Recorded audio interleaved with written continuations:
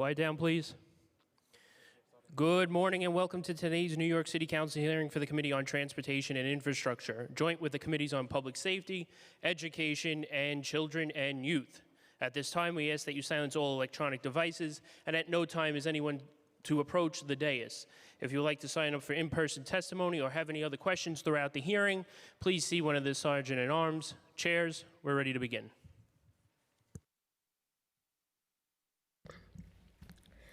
Good morning, and welcome to this morning's joint oversight hearing with the Committees on Transportation and Infrastructure, Public Safety, Education, and Children and Youth. My name is Sylvina Brooks Powers, and I'm the chair of the Committee on Transportation and Infrastructure. Today's hearing will focus on subway surfing. In addition to this oversight topic, we will be hearing two resolutions. Reso 59, sponsored by myself, calling upon the MTA to conduct a comprehensive environmental impact study on the viability of the proposed QueensLink project. And resolution number 187, sponsored by Councilmember Riley, calling upon the Metropolitan Transportation Authority to conduct a comprehensive environmental impact statement for the proposed Gun Hill Road electric bus depot charging facility. As we know, the MTA is responsible for managing, maintaining, and running subway service in our great city. This system is expansive and spans across 5 boroughs and includes 472 stations, more than 6,553 subway cars, and 665 miles of track. It serves more than 1 billion annual riders and millions during the weekday and weekend. Although ridership dipped during the pandemic, the MTA has experienced a substantial recovery over the past few years. But with increased ridership since 2020, we have also seen an increase in the incidence of subway surfing, particularly among our youth. In 2023, at least 5 people died in subway surfing incidents, as many as the previous 5 years combined.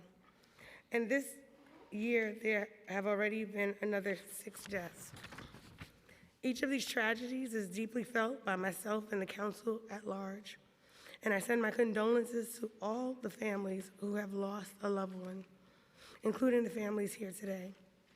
We are here to dig into the root causes of the increase in subway surfing and discuss solutions that our city and state agencies can implement to ensure that no one loses their life due to subway surfing in the future.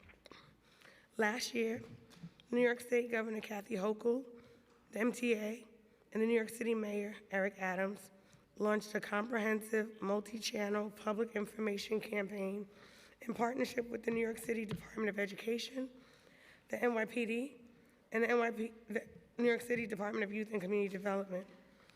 The campaign is named Subway Surfing Kills, Ride Inside, Stay Alive, and is centered on, designed for, and created by New York City teenagers in an effort to deter this dangerous behavior among their peers. The campaign includes a range of programs, including public service announcements and stations recorded by students, digital signage across stations, social media posts across multiple platforms, and anti-surfing messages on the back of student Metro cards. This campaign has worked to bring the voice of the youth to light and sets an example of how powerful young New Yorkers can be. In addition to the public service campaign, the NYPD has stepped up a multifaceted approach to safety. They've deployed officers and drones to stations to deter dangerous behavior, conducted home visits to youth who were subway surfing, and followed up with their families. Today's hearings provides a forum for our agencies to share what they've learned during this year-long campaign, what successes they have accomplished, and what future solutions they would like to pursue to further safeguard the children in our city. In addition to this oversight topic, we will be discussing 2 resolutions, one of which is my own, calling on the MTA to conduct a comprehensive EIS on the viability of the QueensLink project. Communities across Southeast Queens have been consistently left out of plans to expand transit access. leaving them to become transit deserts. The QueensLink project proposes connecting northern and southern Queens using what was formerly the Rockaway Beach branch of the Long Island Railroad. By extending service on the M train from Rego Park to the Rockaways, this project could provide an estimated 80,000 daily riders with a new and efficient option for transit, while bringing an estimated 150,000 new jobs, a $13 billion increase in personal income, and potentially increasing property values along the corridor by up to $75 billion. Furthermore, we will be hearing Resolution number 187, sponsored by Councilmember Riley, calling upon the MTA to conduct a comprehensive EIS for the proposed Gun Hill Road electric bus depot charging facility.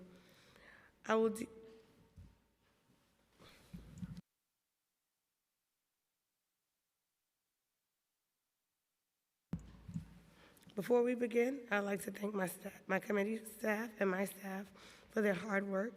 Kevin Kotowski, Senior Policy Analyst, John Basile, Senior Policy Analyst, Mark Chen, Senior Counsel to the Committee, Connor Mealy, Counsel to the Committee, Adrian Javal, Senior Financial Analyst, Julian Martin, my Policy and Budget Director, and Renee Taylor, my Chief of Staff. I would also like to thank my co-chairs, their staff, and committee staff for all their work on this hearing today. And now I will pass it over to Chair Salam to give his opening remarks. Thank you. Good morning. I'm Councilmember Yusuf Salam, Chair of the Committee of Public Safety.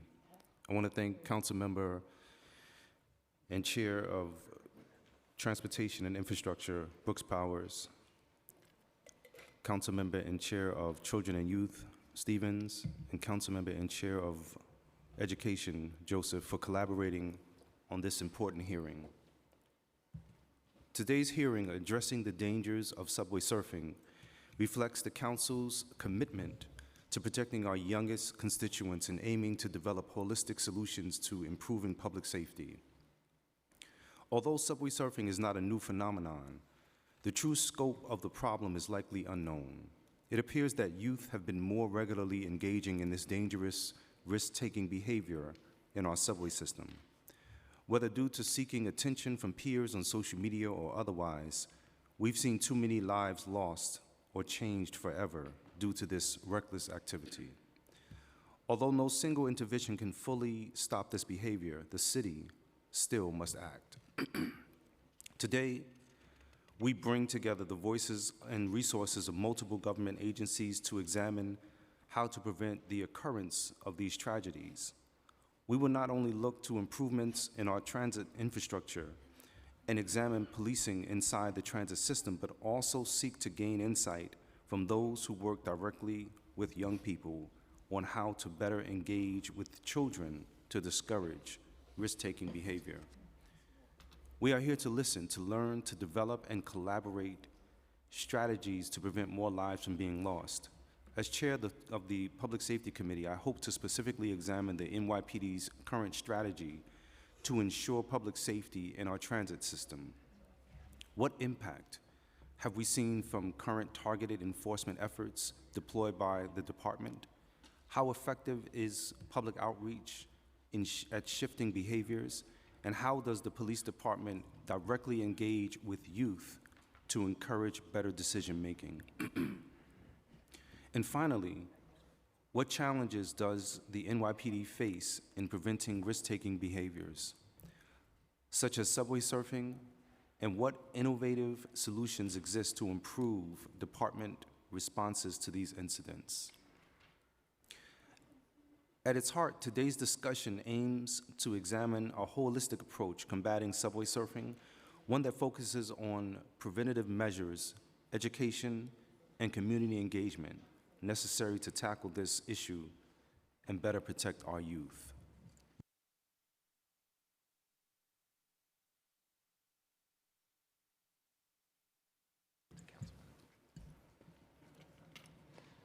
I now pass it to Councilmember Joseph. Thank you. Thank you, Chair Salam, and thank you to Chair Brooks Powers for inviting the Committee on Education to join the committees on Transportation and Infrastructure, Public Safety, and Children and Youth for this very important hearing topic. I'm Rita Joseph, Chair of the Education Committee. Thank you to everyone who is planning to testify today. I'm very much looking forward to hearing your testimony. Subway surfing is a dangerous and often fatal activity that has tragically claimed the lives of young New Yorkers and put countless others at risk. With a report 366% increase in subway surfing incidents between 2020 and 2023. It is clear that we are facing a growing crisis. Alarmingly, those engaged in this behavior are often teenagers, our students, our children. As the chair of the Education Committee, I believe we must approach this issue not just through enforcement, but also with education, prevention, and community engagement. New York City Public Schools play a vital role in this effort. With nearly 1 million students under its guidance, New York City Public Schools has a unique opportunity to shape how we educate our youth about danger of risky behaviors, particularly those amplified by social media. The Subway Surfing Kills Ride Inside Stay Alive campaign launched last year by MTA in partnership with New York City Public Schools, NYPD, and DYCD is a step in the right direction. The campaign emphasis on youth participation through student design graphics, social media posts, and school-based outreach demonstrate how engaging students directly can foster a peer-driven culture of safety. However, we need to evaluate whether these efforts are enough. Are the resources provided to schools, such as palm cards, posters, anti-surfing messaging on Metro cards, reaching students most at risk? Are educators adequately equipped to discuss the life-threatening consequences of subway surfing with their students? Do New York City Public Schools social media guidelines appropriately address risky behaviors like subway surfing? And importantly, how can New York City Public Schools work with parents and communities to combat these harmful trends? Today, we will hear from New York City Public Schools, MTA, NYPD, and DYCD to assess the effectiveness of current interventions and identify what more can be done to combat this dangerous trend. The hearing will provide an opportunity to explore how interagency collaboration can create a comprehensive solution focused on education, deterrence, and enforcement. I look forward to learning how New York City Public School is engaging students and their families in conversation about subway safety, particularly through the lens of social media influence. I'm also particularly interested in learning how MTA and NYPD are leveraging innovative strategies such as the use of drones to monitor and deter these behaviors. Additionally, I hope to get insight into DYCD's role in providing youth-focused programming and resources to steer young people away from risky activities like subway surfing.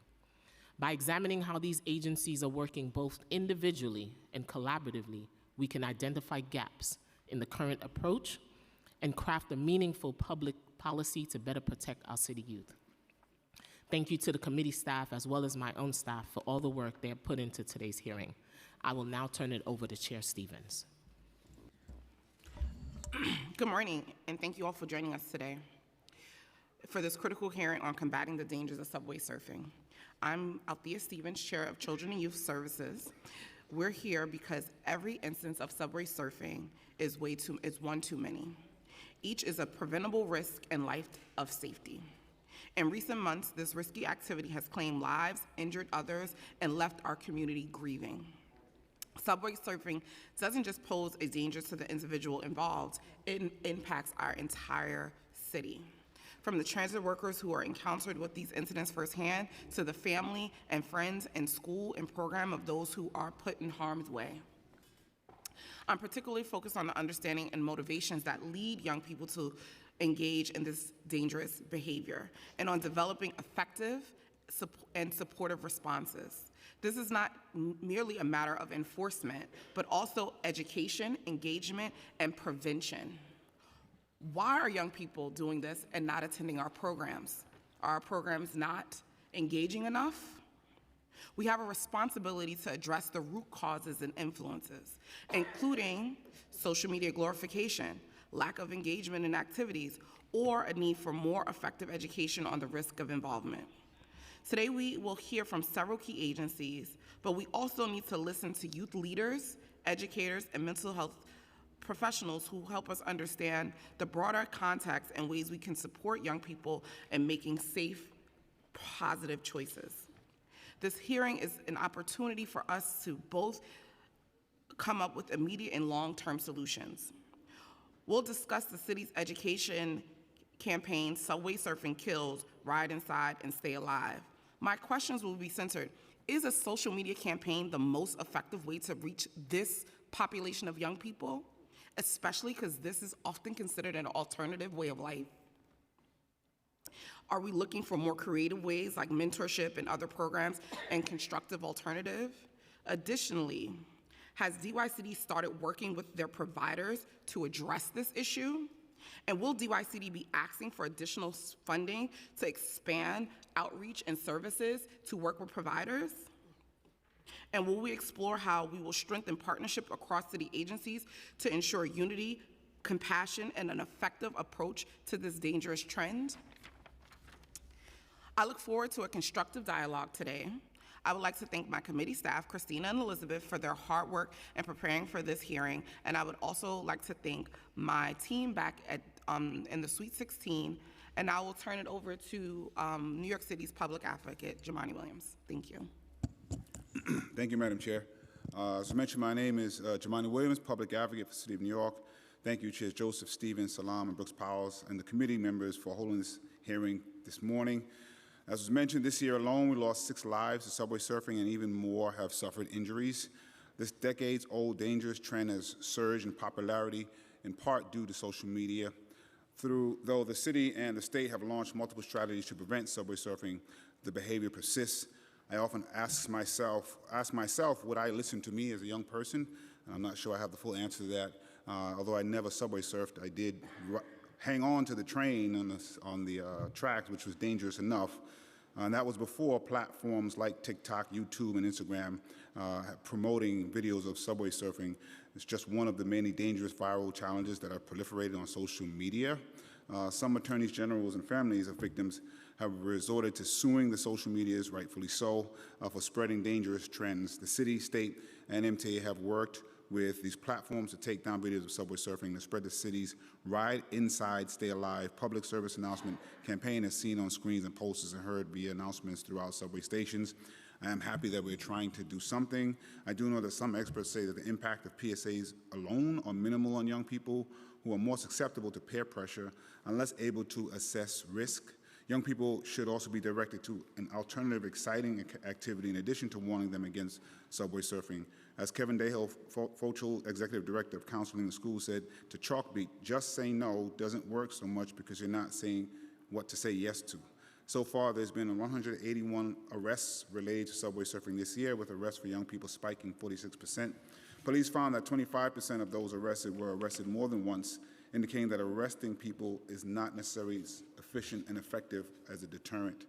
The NYPD has announced that over the past year, they deployed drones to combat subway surfing.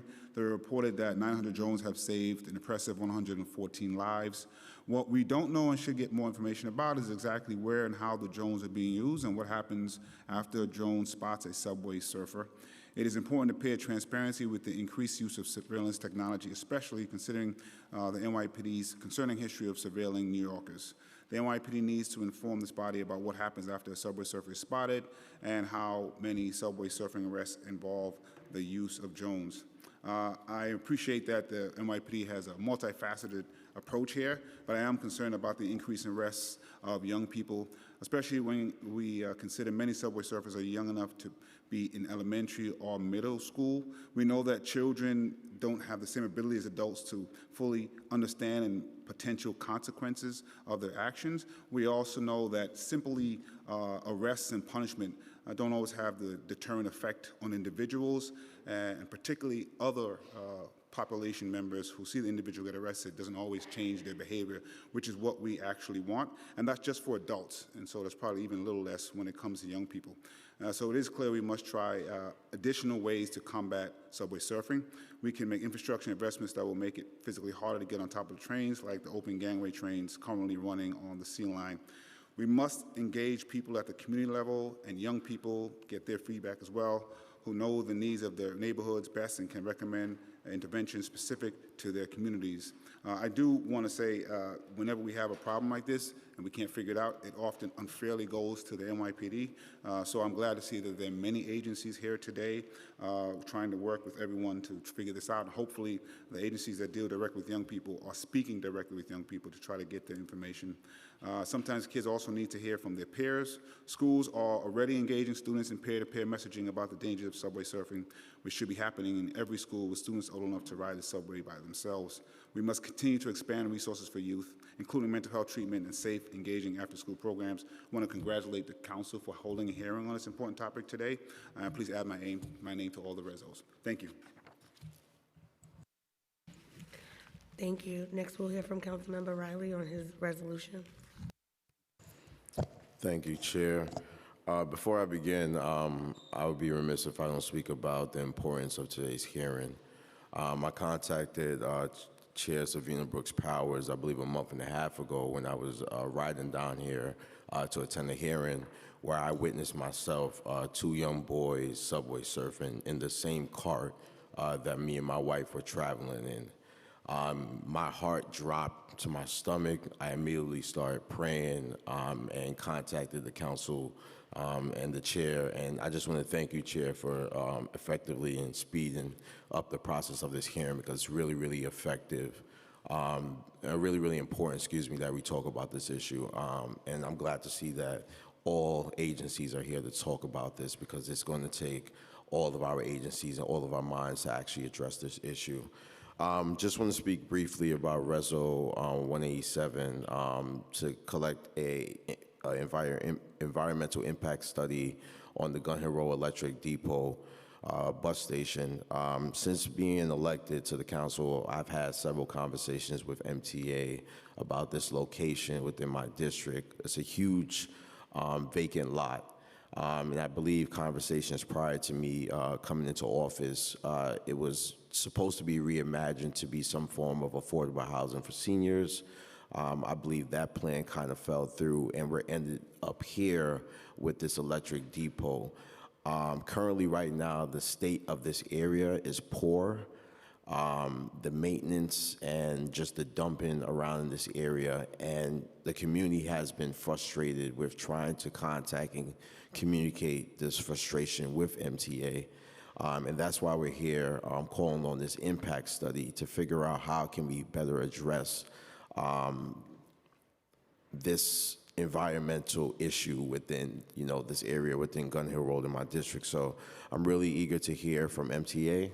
Looking forward to having, future conversations about this area and seeing if we could come to some form of resolution. Thank you, Chair.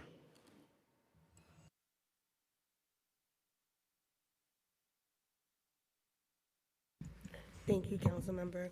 I'd like to acknowledge the members we are joined here today by Councilmember Holden, Marte, Hanks, Dinowitz, Lewis, Williams, Narcisse, Riley, Menon, Majority Leader Farias.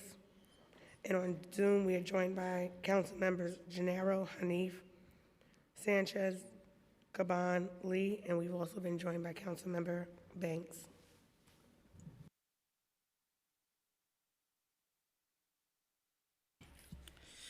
Our first panel will be from the Metropolitan Transportation Authority, Michael Kemper, Jeremy Fonson, Frank Joseph, the New York City Police Department, Joshua Gottra, I'm botching everybody's name, New York City Public Schools, Michael Ramsey, Kevin, what is this? Dantzler, and from Department of Youth and Community Development, Jessica Hernandez. Could all just raise your right hand. I'll administer the oath. Do you affirm to tell the truth, the whole truth, and nothing but the truth before this committee, and to respond honestly to council member questions? Okay. You may begin your testimony. Good morning. Thank you for having us. Especially committee chairs, Chair Brooks Powers, Chair Joseph, Chair Salam, and Chair Stevens. To Public Advocate Williams, and to all committee members, thank you. I'm Michael Kemper, Chief Security Officer of the MTA, and I'm joined by Special Counsel Jeremy Feigelson to my right, as well as Frank Joseph, Acting Chief of Staff for the New York City Transit, to my left. Today's hearing is an important one. I think we all agree on the need to stop the dangerous trend of people of all ages, but especially young people, riding outside of subway cars. This year alone, 6 New Yorkers have tragically died doing it, up from 5 last year, which includes Staten Island, and 7 people have been seriously injured. Even though 350,000 kids use our system daily, and the overwhelming majority do the right thing, any loss of life is unacceptable. So our team at the MTA is taking a broad approach to get that number down to 0. We're working closely with City Hall, the New York City Department of Education, and the NYPD because none of us can solve this problem alone. Together, we launched the student-led Ride Inside, Stay Alive campaign more than a year ago. All the announcements, graphics, and social media outreach were developed by young people, for young people, to help us get through to that 0.1% who want to ride outside of train cars and tempt fate. To serve as a deterrent, my former colleagues at the NYPD also started deploying additional officers to stations on outdoor elevated lines, where riding outside trains is most common, and using drones to spot so-called subway surfers in action. I hesitate to use that term since it glorifies the behavior. But police are also doing home visits with young people known to ride outside of trains because it's truly that many of them are recidivists. Perhaps most important, the MTA is pressing social media companies to take down viral videos of this dangerous behavior. We are searching for this kind of content every day, and so far, we flagged more than 10,000 posts to be deleted on platforms like Facebook, Instagram, TikTok, and Snapchat. That work will continue. We believe news organizations also have a role to play here, and we've asked them to avoid sharing images of riders on top of trains that can encourage people to try it themselves. Bottom line, we want riders to stay where they belong, safely inside trains and on platforms, which is another issue. For the last few years, all over the system, there's been a growing problem of people going into locations where they should not be, including on tracks. Signs are there for a reason. When you trespass or break the rules, bad things can and will happen. So we need your help, the council's help, to get the word out that these risky behaviors are dangerous, not only for the people engaging in them, but also for MTA workers and first responders. We are willing to explore all avenues to get through to young people and their parents, and we look forward to working with the council. We are now happy to take any questions.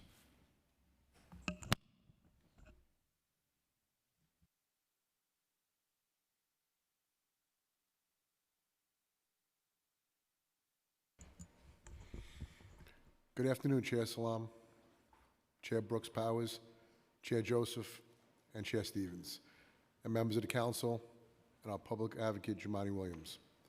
I am Chief of Transit Joseph Gallardo of the New York City Police Department.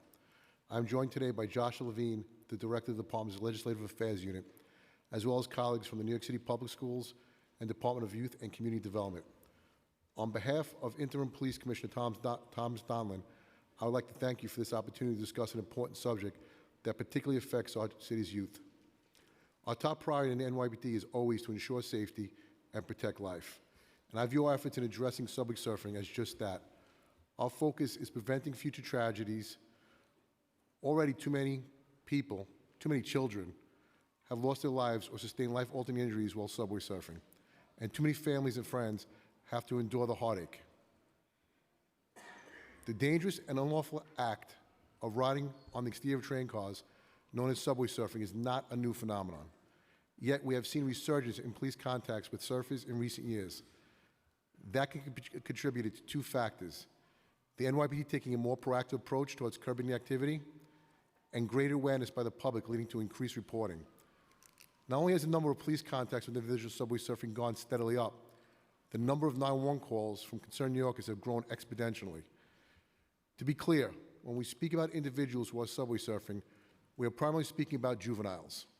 The average age of the subway surfers we encounter is 14 years old, with some surfers as young as 9. What we see is that social media is the major driver of this behavior. The constant one-upmanship we see from surfers trying to capture and share edgier content on social media platforms is a phenomenon that we did not see in decades past. So in order to address this reckless activity, the NYPD has implemented a multifaceted approach that incorporates community outreach and education, as well as proactive enforcement of the law. Turning to our community outreach, NYPD emphasizes affirmative and informed contact with juveniles who have subway surfed. Officers will visit their residents to speak to them and their family to enhance the line of communication, offer support, and reinforce the seriousness of their actions. I myself have sent detectives. Detectives grew up in the same neighborhoods as these kids to visit a number of these families. When we speak to them and we show them the dangers of this action, they truly realize the seriousness and impact of this issue. This issue also heavily impacts our schools, as the trauma of the death or injury of a student affects all students and staff. In an effort to inform juveniles of dangers of subway surfing, we've coordinated with our partners at the New York City Public Schools to hold awareness presentations. This school year, we visited over a dozen schools across the city and given presentations to about 3,000 students, with many more scheduled. We have also held presentations for school staff, including principals, teachers, guidance counselors, and safety directors, because these individuals equally invest in the safety and future of our children. In regards to our proactive enforcement of the law, beginning in late 2023, the NYPD began utilizing aerial drones to strategically address subway surfing.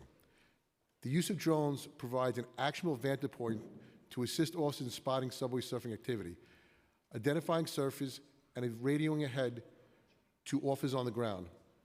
Apprehension of surfers was, until recently, often hindered by the fact that surfing activity typically takes place in between subway stations, where observation by officers or 911 call was limited.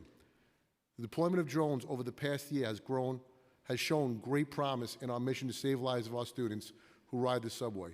Drones allow us to record and live stream footage of the act while it's happening, allowing the fellow officers to see what is occurring on top of the nearby train, and has positively impacted our ability as an agency to save young lives. In the case of juveniles, our goal is not to punish young New Yorkers for a foolish and incredibly dangerous act. It is creating a meaningful intervention that provides off-ramps away from the deadly behavior. We encounter those who think subway surfing is a game and who view the subway system as a thrill-seeking playground. NYPD officers who have responded to these scenes of a victim of a subway surfing know all too well the consequences and how life-altering this activity can be. Sadly, there are no second chances for some of these victims. The only thing that waits a repeat subway surfer is potential disfigurement, tragedy, and death. While the drone footage offers tremendous value when given to family court, the real value lies in the ability to show parents what their kids were doing, because parental buy-in is the key. We can have this discussion every day inside the station house, but this conversation needs to happen at the dinner table. After all, there is no better partner in the campaign against subway surfing than an involved, informed, concerned parent or guardian. Our officers have encountered parents who insist their child would never subway surf, and they are shocked and horrified when they see the footage of their loved one on top of a moving train car. We understand this is an emotional moment, and it may be difficult to process this information, including how to spot signs of surfing in the future and find healthier activities for their child. We've created an informational flyer available in multiple languages that includes this information and is handed to our parents or guardians of every juvenile subway surfer that we encounter. We are also constantly looking for new ways to collaborate with our partners. We participate in recurring meetings on this subject with a number of stakeholders, including New York City Public Schools, Department of Youth and Community Development, and the MTA. Last year, we worked with them to create a public service campaign, specifically to address the dangers of subway surfing. You have seen the products of this campaign within the subway system, both in audible announcements as well as visual messaging on digital displays. We've even posted some original public service announcement and anti-surfing content on our own social media platforms. We at the NYP take this issue of subway surfing very seriously. There are no higher stakes than the lives of our young people. Once again, our priority in our efforts is to save lives and prevent tragedies. We're dedicated to committing resources, embracing technology, collaborating with anyone willing to tackle this issue, and work tirelessly until there are no more lives senselessly lost or altered by subway surfing. Thank you for the opportunity to speak with you today, and I'm pleased to answer any questions. Good morning, Chair Brooks Powers, Chair Salam, Chair Joseph, Chair Stevens, and all of the New York City Council members here today. A special good morning to Public Advocate Jumaane Williams. Thank you for being here today. My name is Mark Rampersad, and I am the Chief of Safety and Prevention Partnerships for New York City Public Schools. And I'm here on behalf of public schools to speak about our ongoing efforts to address the subway surfing among our youth. From the onset, let me be clear that we believe that no parent, guardian, caregiver, family member, or friend should endure the unnecessary pain of losing a loved one to this reckless and dangerous activity. Subway surfing inflicts needless and tremendous pain to families, peer groups, and to entire communities. I am joined here today by several partners who have shared testimony about our collaborative efforts to end this reckless behavior. Subway surfing, defined as riding anywhere on the exterior of a train car, is illegal and perilous activity that unfortunately some youth engage in for reasons as minor as social media popularity or mere thrill of the act. Some attempt to emulate characters in video games, and others are seeking peer acceptance. Whatever the reason, our youth are reckless in their in their lives and in participating in this activity. In response, last year, New York City Public Schools, along with the NYPD, started a working group with the New York City Metropolitan Transportation Authority, the MTA, to address this behavior in an effort to ensure that a multitude of strategies were considered. The working group expanded to include agencies and partners from across the city and across sectors, including the Department of Youth and Community Development, the Department of Health and Mental Hygiene, and the New York City Department of Probations and the New York City Law Department. In September of 2023, New York City Public Schools collaborated with our partners to launch an anti-subway surfing public service campaign, Ride Inside, Stay Alive. The educational components including the following.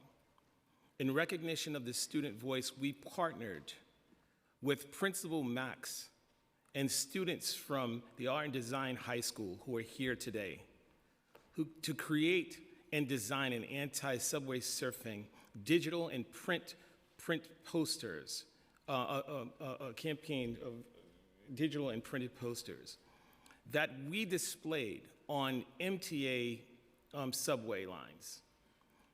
Electronic versions of the posters were made available to 1,800 schools across New York City Public Schools. Printed posters and palm cards were hand-delivered to schools in close proximity to the train lines, such as the J, M, Z, and 7 lines.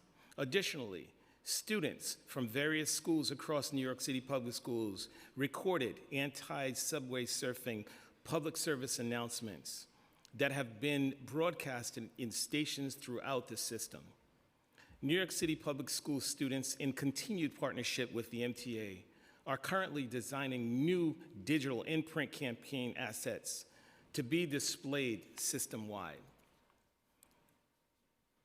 In further recognition of our student voice and perspective, a subway surfing presentation was given to the Borough Student Advisory Council in Staten Island, and they have established an anti-subway surfing committee to help inform the design and implementation of strategies tailored to the unique conditions of Staten Island railways. We welcome the opportunity to work with Councilmember Hanks to address Staten Island's subway surfing concerns, as well as other council members in our efforts regarding surfing in other boroughs.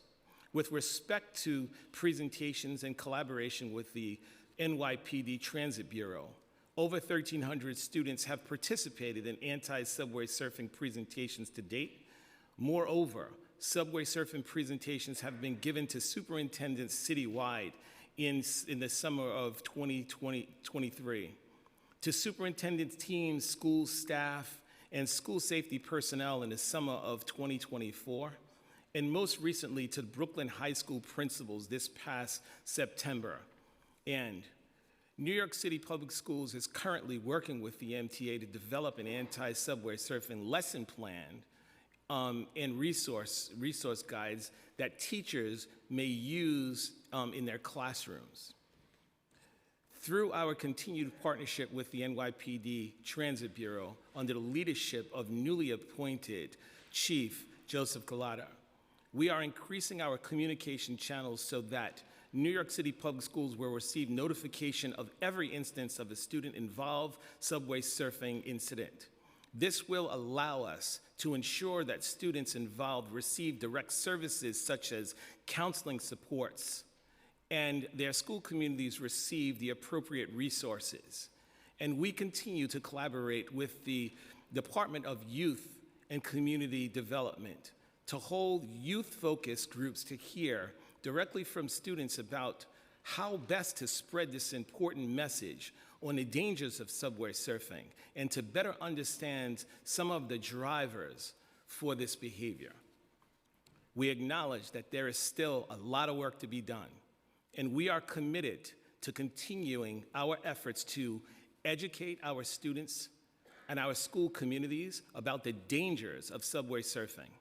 We also invite thought partnership and influence in brainstorming additional ways of doing this work. As you would agree, our children are worth every effort. Thank you again for the opportunity to address the council today on this extremely, extremely important topic. We welcome any questions at this time. Thank you all for your testimony. I'd like to also acknowledge that we've been joined by Councilmember Rivera. So I'll start my questioning with the MTA. Last year, annual total subway ridership was approximately 1.1 billion, with an average weekday ridership of around 3.6 million and an average weekend ridership of around 4.2 million. What is your estimate for the total annual subway ridership for 2024?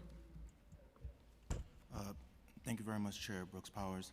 So far already, in October, we already reached our 1 billionth subway rider, which is 2 weeks earlier than last year and 2 months earlier than 2022. So we estimate that we will surpass the number from last year. We're still collecting the data, it's ongoing, and we'll be able to report back out to you once the end of the year comes to pass. And what is this year's average weekday ridership and average weekend ridership? How does that compare to the ridership of 2023 from the data that you do know already? Yeah, ridership is going up across the board. This October is the highest, we've seen the highest ridership post-pandemic. We also, when you're looking at weekends, we'll take Fridays, for example. We have 2 Fridays in this month already where we've had over 4.4 million riders, which is the most post-pandemic as well. So people are coming, they're using the system, and we're maintaining that, good service. Safety is important for us as well to continue to attract our customers back onto the subway system. And are more middle school and high school students using the subways now compared to a few years ago? Well, the one thing that we can say is we have approximately 350,000 students who use our subway system daily, and we've seen, because of Omni, which we have our student Omni cards, which were launched this school year, we're seeing more taps. And so, you know, in terms of the specific numbers for elementary and middle school students, we'd have to get back to you for that data, but we can report on our daily ridership across the board with students. Does the MTA track the demographics of subway surfers?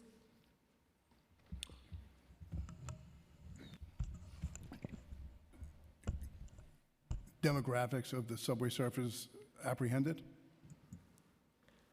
Is that the question, or?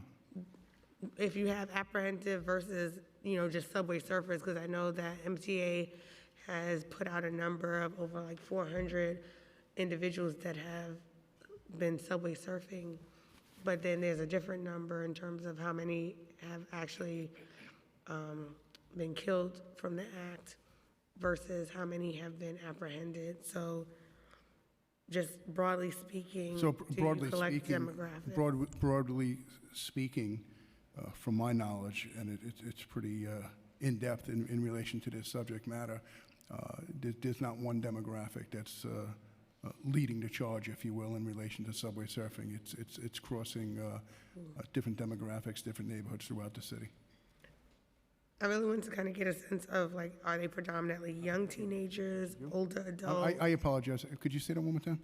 I was trying to understand if they're predominantly young teenagers, older students, or adults, trying to understand, like, the age range. So I think Chief Gallardo is the one who mentioned the average age is 14 years old for, these are the hundreds of subway surfers that have been taken into custody over the last course of a year or two.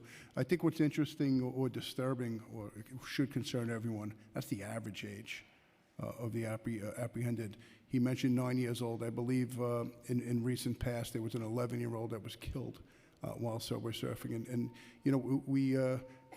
we're hyper-focused or focused on the deaths caused.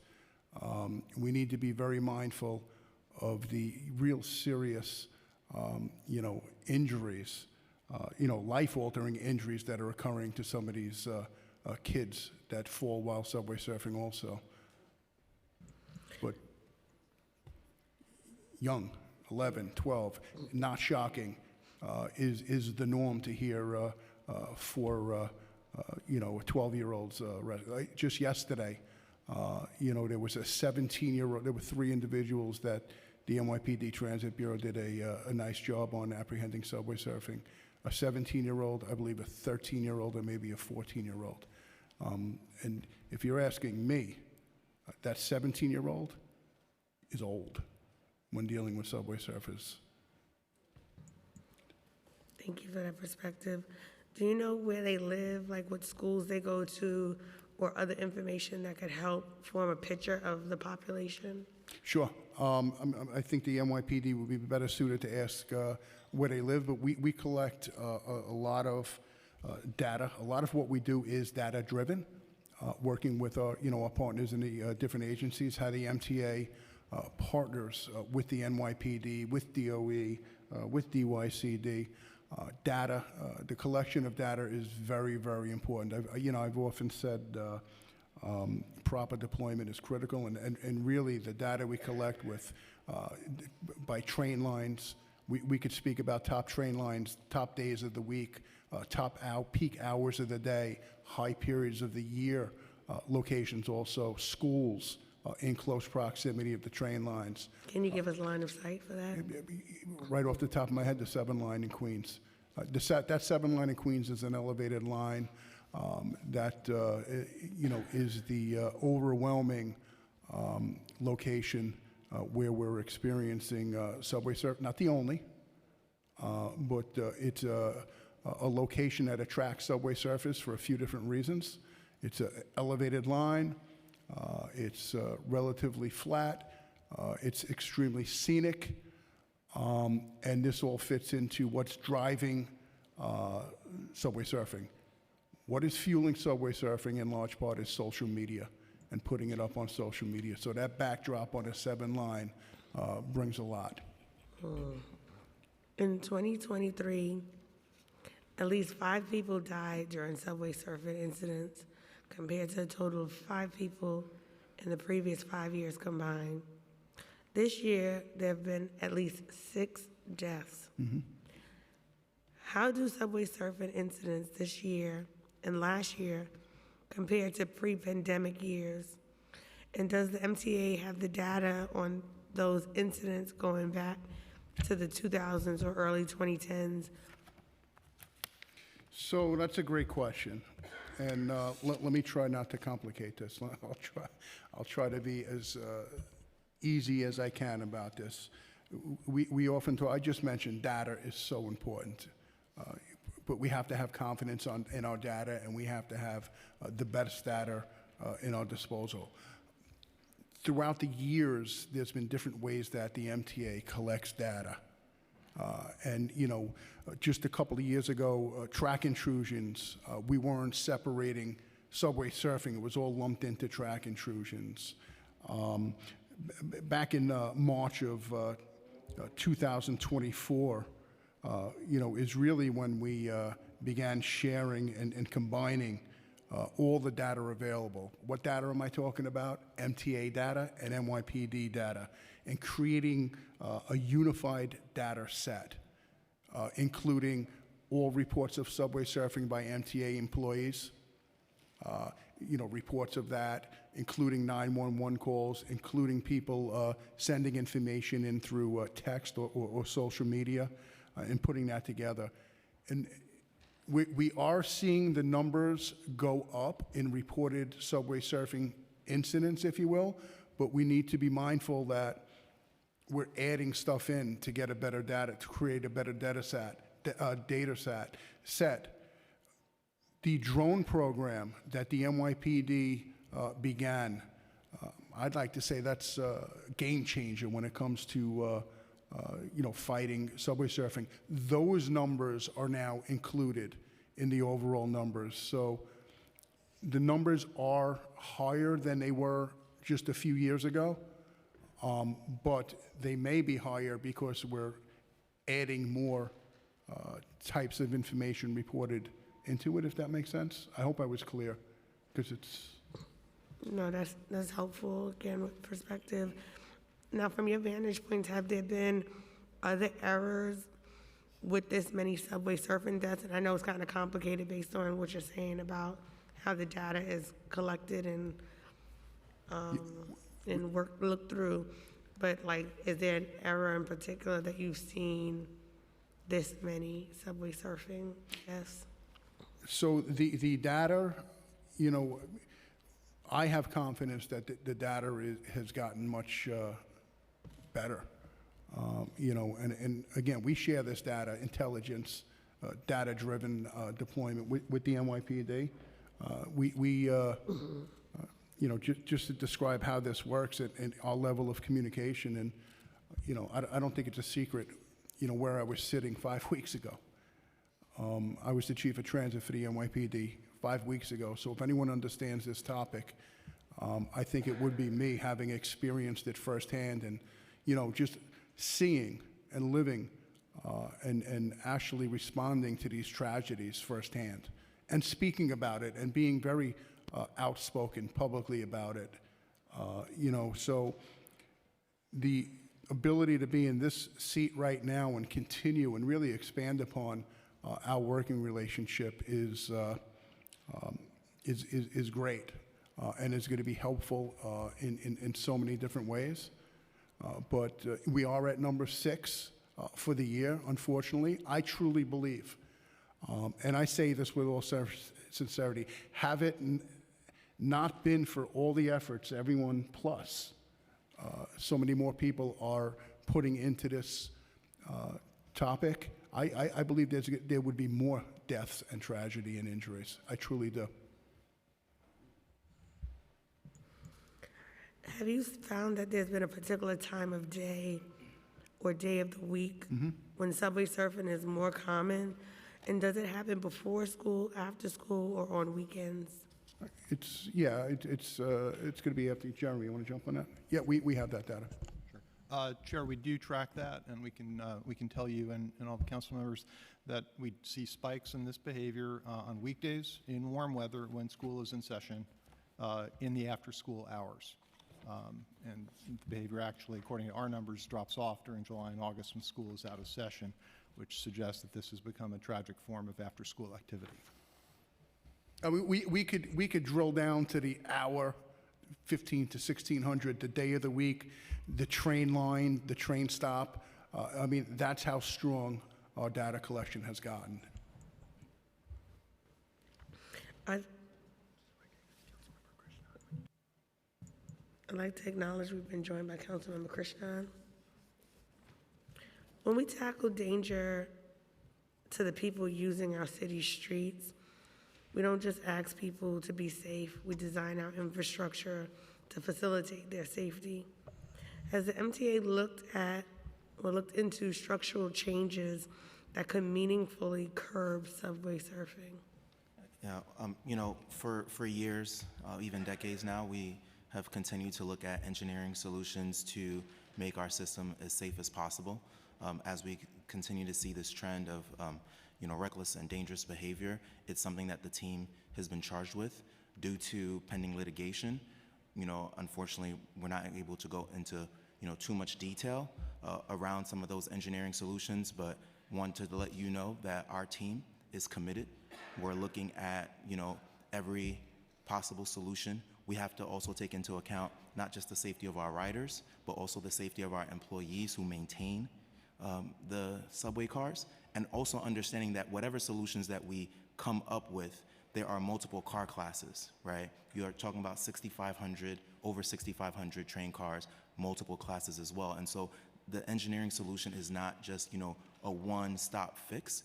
We really have to look at it in a multifaceted way, but we continue to do this work, and MTA Chair Lieber and New York City Transit President Critchlow have been keeping the team's feet to the fire in looking at this, and so we look forward to sharing more as we look at what possible solutions exist.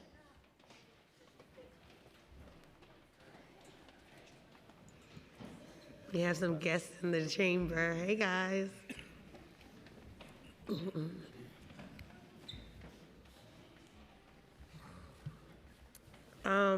Is there a way to modify the emergency exits to prevent access to the roofs or subway cars while still allowing them to serve their intended function? I know the R211 that the MTA rolled out about a year or two ago has a lot of functions that allows the conductor, for example, to look into each car. Like, is there a way to modify the emergency exits to prevent access to the roof of the subway cars? Yeah, I mean, once again, I'll reiterate that any engineering solutions that we look at, we have to make sure that we're thinking about the safety of our passengers as they're on them when it comes to exactly what you said, when it comes to exiting during emergencies, thinking through safety of our employees when it comes to also maintenance. We also have to think about the structure itself, right? We have, some of our cars are outside, many of our cars are inside in the tunnels, and so we have to think about the infrastructure itself and what is actually possible. So we're exploring all of those solutions, and we'll continue to do so. I think we could agree that inaction is not going to be the answer that we're looking for.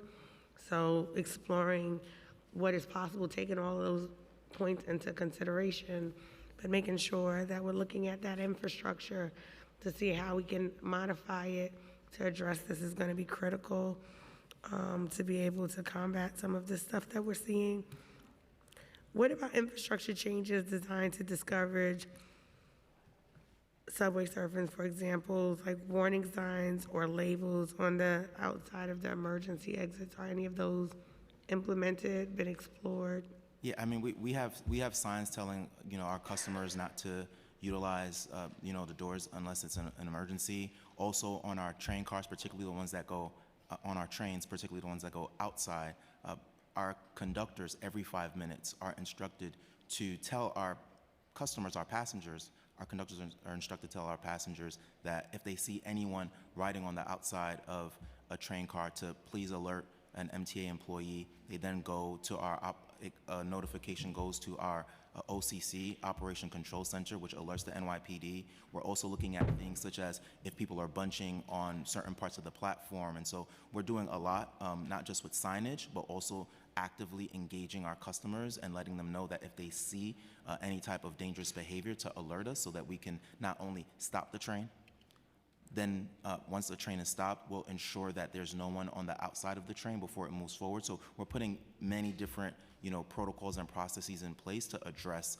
people utilizing the doors when it's not an emergency, as well as making sure that our customers are being partners with us in this and being vigilant and looking to see if there are people who are conducting themselves in a dangerous manner, alerting us so that we can take the proper measures. What would it take to implement infrastructure changes that could make a difference? Would it take a total redesign of our subway system and cars from the ground up? Or are there incremental measures that we can implement? It's a multifaceted approach. There are, engineering solutions, as I stated earlier, whether it's to the cars, whether it's looking at the infrastructure itself, our tunnels, and we're exploring all of those to see what are some of the measures that could be implemented, immediately. And it is something that, as I stated earlier, we're going to continue to look at. We have been looking at this. This is not an issue that is new to us, and I want to ensure the council of that. Hearings like today are crucial. They're important. It's important that we share this information. We are continuously looking at how do we ensure that we have a safe system, that all of our riders can get on the train and can get back home, can get to their appointments, can go see their family members, can get to school, can get to work. And so we're exploring all of that, and we are going to continue to look at what it looks like to make our system safer, whether it's through our train cars, whether when we're procuring new train sets, what does that look like to have safety measures in place? And as you mentioned earlier, Councilmember, the R211s are a perfect example of some of the increased safety measures that we've put in our train cars, and it's something that as we look to the future, we'll continue to do so. About a year ago, the MTA, together with the city's agencies, unveiled its Ride Inside, Stay Alive campaign. How much funding and manpower was dedicated to this campaign? Chair, we don't track that as a specific budgetary line item. What I can tell you is that what the MTA has contributed to that effort is first and foremost the resources of our creative team. We paired up that great student team from High School of Art and Design under leadership of Principal Max Segura with the same folks at the MTA, the same professionals who design all the messaging that goes out to our customers across subway, bus, and commuter rail. We also have contributed the resources of our digital screens and our advertising channels within the system.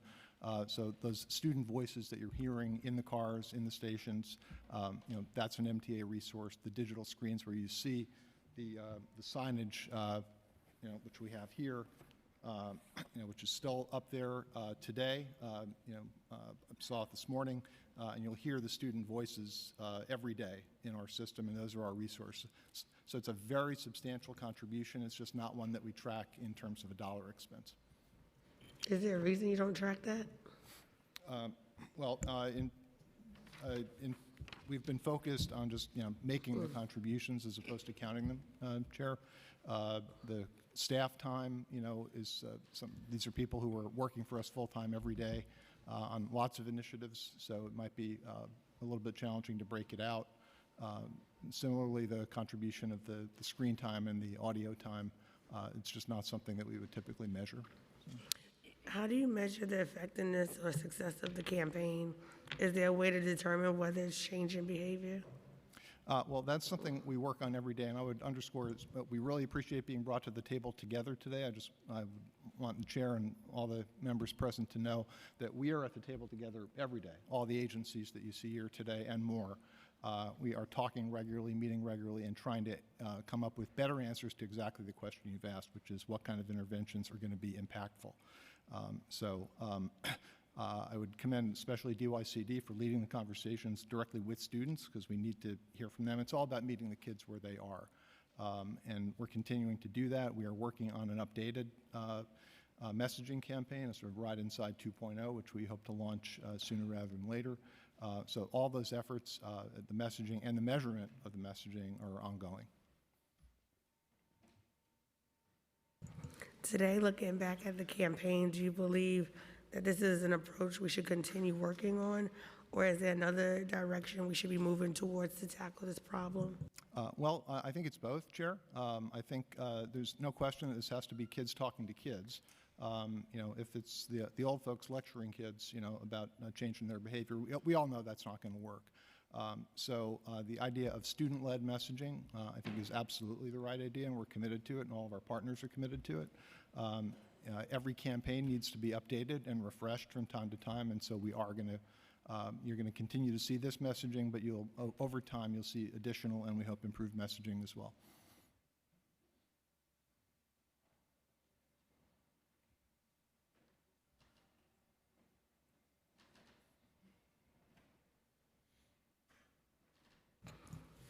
I'm going to come back to the question, and I'm going to pass it to my co-chair, Councilmember Salam. Thank you.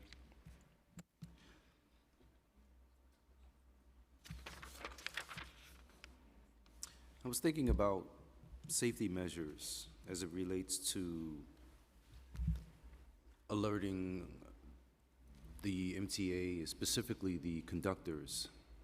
And I was wondering what measures could be put in place, just thinking in my own brain. I said it would be great if we had maybe tamper-proof security cameras atop the police cars. That way the conductors and also the MTA itself would know that there's something wrong and can slow the trains down in that particular regard so that they could deal with the situation. And then I thought about how, when we watch the news in the morning and we're trying to plan our day and figure out how to get to work, oftentimes there's cameras on the highways that allow us to navigate the best roads and things of that nature. And I'm wondering if that same, so to speak, system is being considered or already inside of the MTA. So technology is always advancing.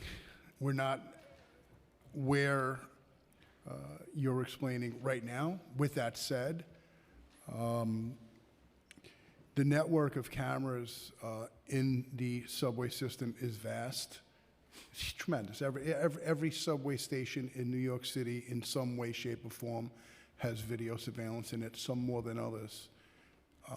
If you want to talk using technology, in particular cameras, to combat subway surfing, that's being done.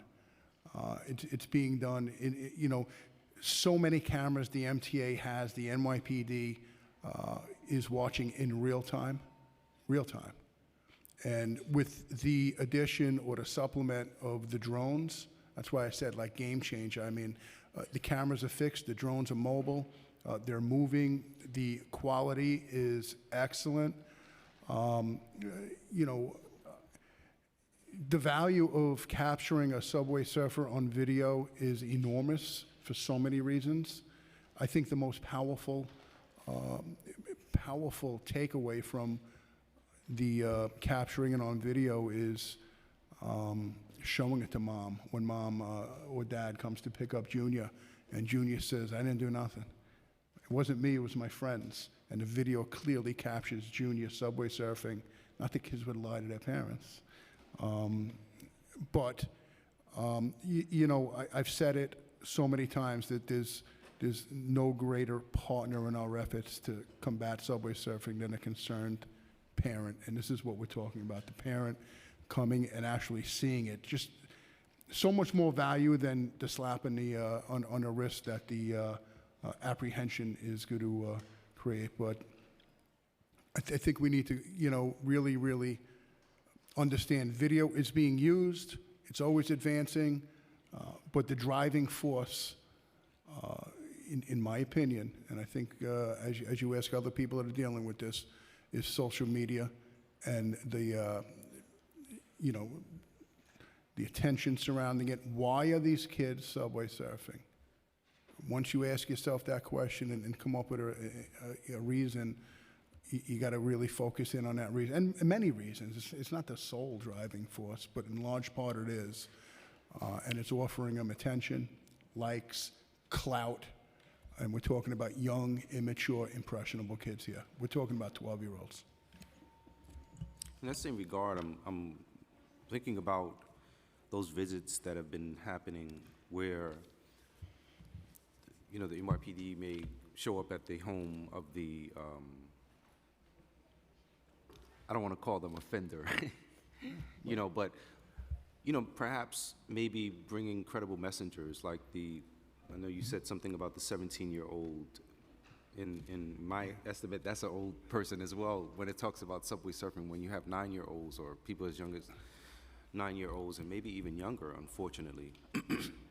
But I'm wondering in terms of that, has there been any thought about bringing those types of credible messengers either to the homes when there's visits being made to deter children from participating in this risky behavior, from folks who are credible messengers?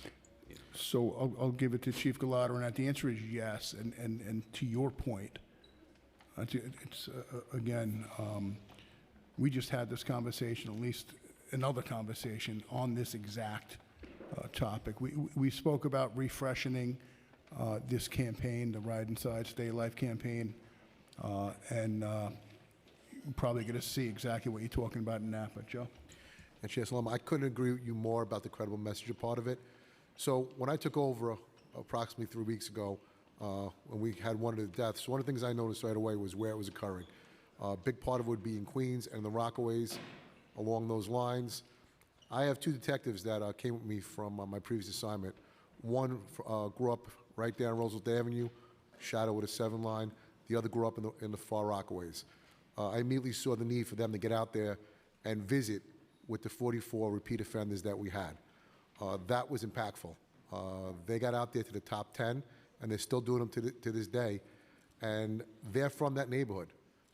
One of my detectives grew up right a block away from the 7 line. The other takes the A train every day to work. They went out and talked to the parents, and I believe that had a significance.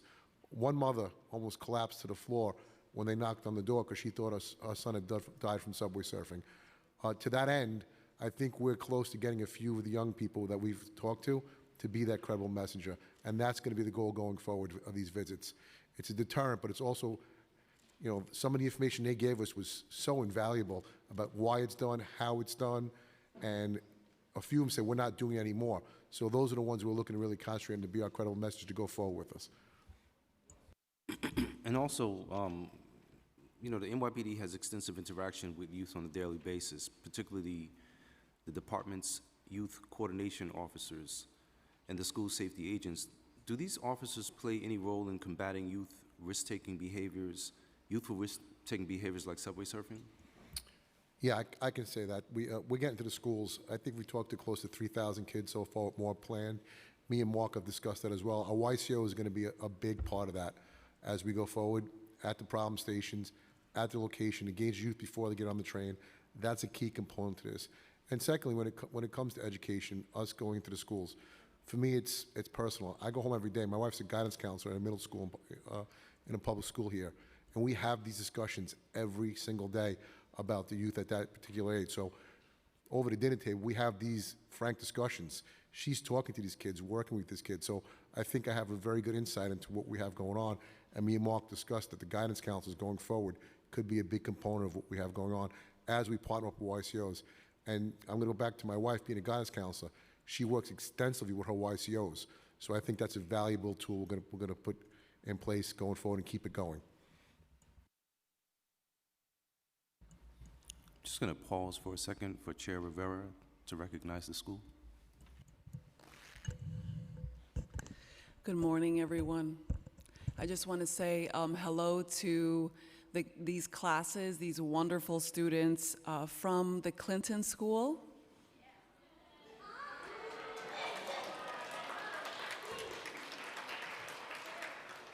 I just want to add, I want to thank the leadership of this council because this issue we care about very, very deeply, and we want you to know that your government is looking out for you and is listening.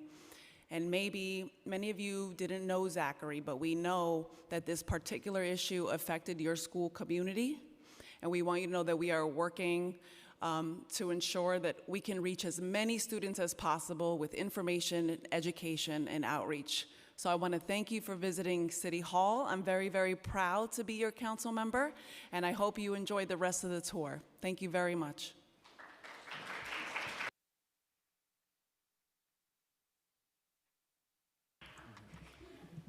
That's exciting.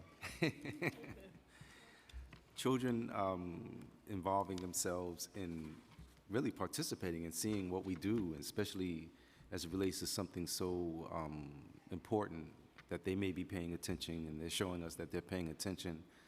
So thank you for acknowledging them, and wow, this is great. You know, I want to know, is there any targeted outreach efforts by YCOs or local precincts and neighborhoods that have experienced high rates of subway surfing? I know that there was data that showed that it wasn't necessarily one demographic or another, but I'm wondering if there may be something that we can. Yeah, so when we take a look at it, it's predominantly along that 7 line, those schools along the 7 line, those are the ones we've identified, and those are the ones we're really looking to get into, because it really seems to be the bigger problems along the 7 line, and it's simple just because of geography of how that train system laid out. And then if you watch Spider-Man Homecoming, at the end of that movie, Spider-Man's on the 7 line riding that train. So that's where we want to get. We want to get to those schools along the 7 line. That's the focus. That's where we see most of our calls. That's where most of our repeat offenders come from. And we have a couple of schools that I've identified with Mark that we're going to really look to make sure we concentrate on. Wow. We may have to perhaps tap into the movie industry as it provides that kind of messaging, because, you know, quite often I'm a avid 007 / you know, but of course I know I'm not doing any of those kinds of things, but, you know, sometimes when children see these things, it's like, oh, that's cool. Spider-Man was on the train or swinging from a line, you know. And I got to tell you, when I watched the movie recently with my kids, I was struck by, at the end of the movie, that he's riding the 7 line. And then I take this position, and it really struck me. Wow, yeah. The NYPD has expanded the use of home visits to juveniles caught on subway surfing. What I want to know is, what information does the department provide to families at the time of the home visit, and who conducts these visits? When do they occur? Are parents usually receptive to the NYPD? And does the NYPD have any information on tracking individuals who have received home visits? Are they less likely to engage in repeat risky behavior? Like I said, I think that's where we've focused on, especially when I first took over, taking those top 10 with 2 detectives that I know are top-notch, and speaking with those parents, and it was received incredibly well. One of those juveniles was missing, and my detectives got personally involved with that particular child. We're still in contact with the mother. There's 2 of the juveniles out of 10 we're still currently in contact with. So I think it's very impactful to have those. Our NCOs and our YCOs are conducting the ones as well on a local basis for each district. But I really saw the benefit of getting 2 credible people from that neighborhood to go out and speak. And that really, it's been well received by the parents. Literature's given, videos are shown, and then, like I said, 2 of the youth have really given us a lot of information about why it's done, the peer pressure that goes involved with it. And if you watch some of these drone footages, you'll have 13, 14 kids up on that thing, and they're doing acrobats. They're jumping around. They're jumping from train. So, you know, when you hear subway surfing, we think they're standing up on that train. The one-up mission that was spoken about earlier, the social media component, I watch these videos, and my heart is in my throat every time I watch it. It's not just simple standing on top of a train. It's way more than that. And when you watch it, and you're watching the live feed, which we have, it's heartbreaking, because you're praying there's no tragedy that comes from it.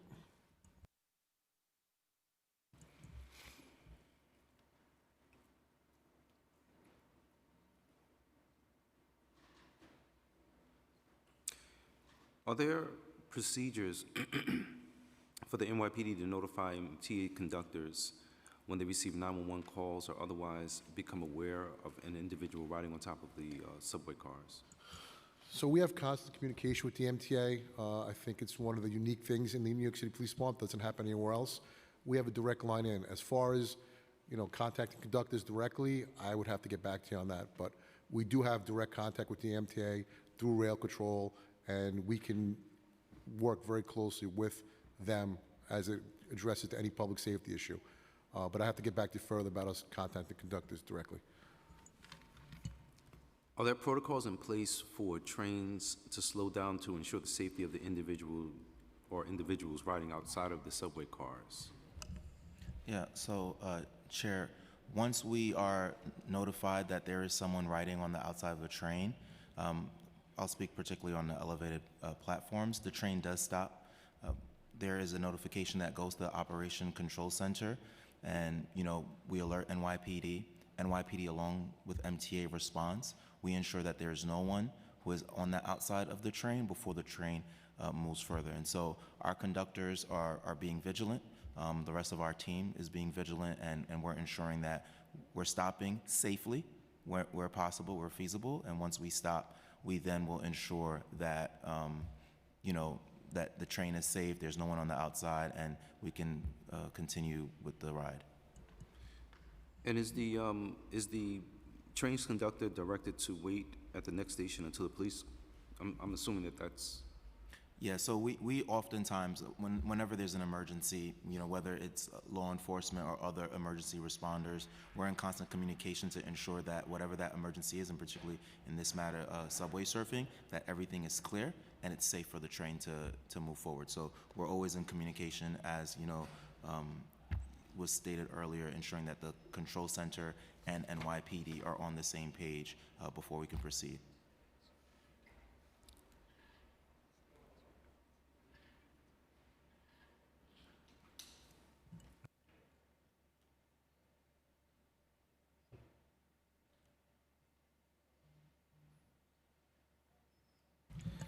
I'm going to come back later. I'm going to pass it to Joseph, Councilman Joseph. Thank you, Chair Salam. Regarding the Ride Inside, Stay Alive campaign, which schools and how many students were involved in creating resources for the campaign? So various schools, as we shared, the initiative was spearheaded by Art and Design High School. Principal Max, who is here today. A specific group of students, I'm not sure of the entire number, but they were super excited about being a part of this initiative, and we got the commitment from this principal to continue to have to be a part of it and to invite more students to be a part of the overall campaign. As it relates to the voice that you hear, the PSAs, that was various schools throughout the system. We can get you a specific number of schools, names of schools, and the number of kids that participated. And which schools? Can you also add which schools? Thank you. How does DYCD and DOE measure the effectiveness of this campaign in changing young people's attitudes, behavior, reducing incidents of subway surfing?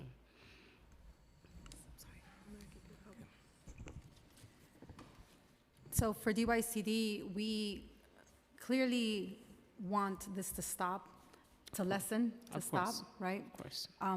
The effective of this campaign is not only reaching the young surfers, but it's also reaching the families, making sure they're engaged and helping us to stop, to make them aware, to message to everyone in the community of what's going on. For us is making sure that our young leaders are out there also messaging for us.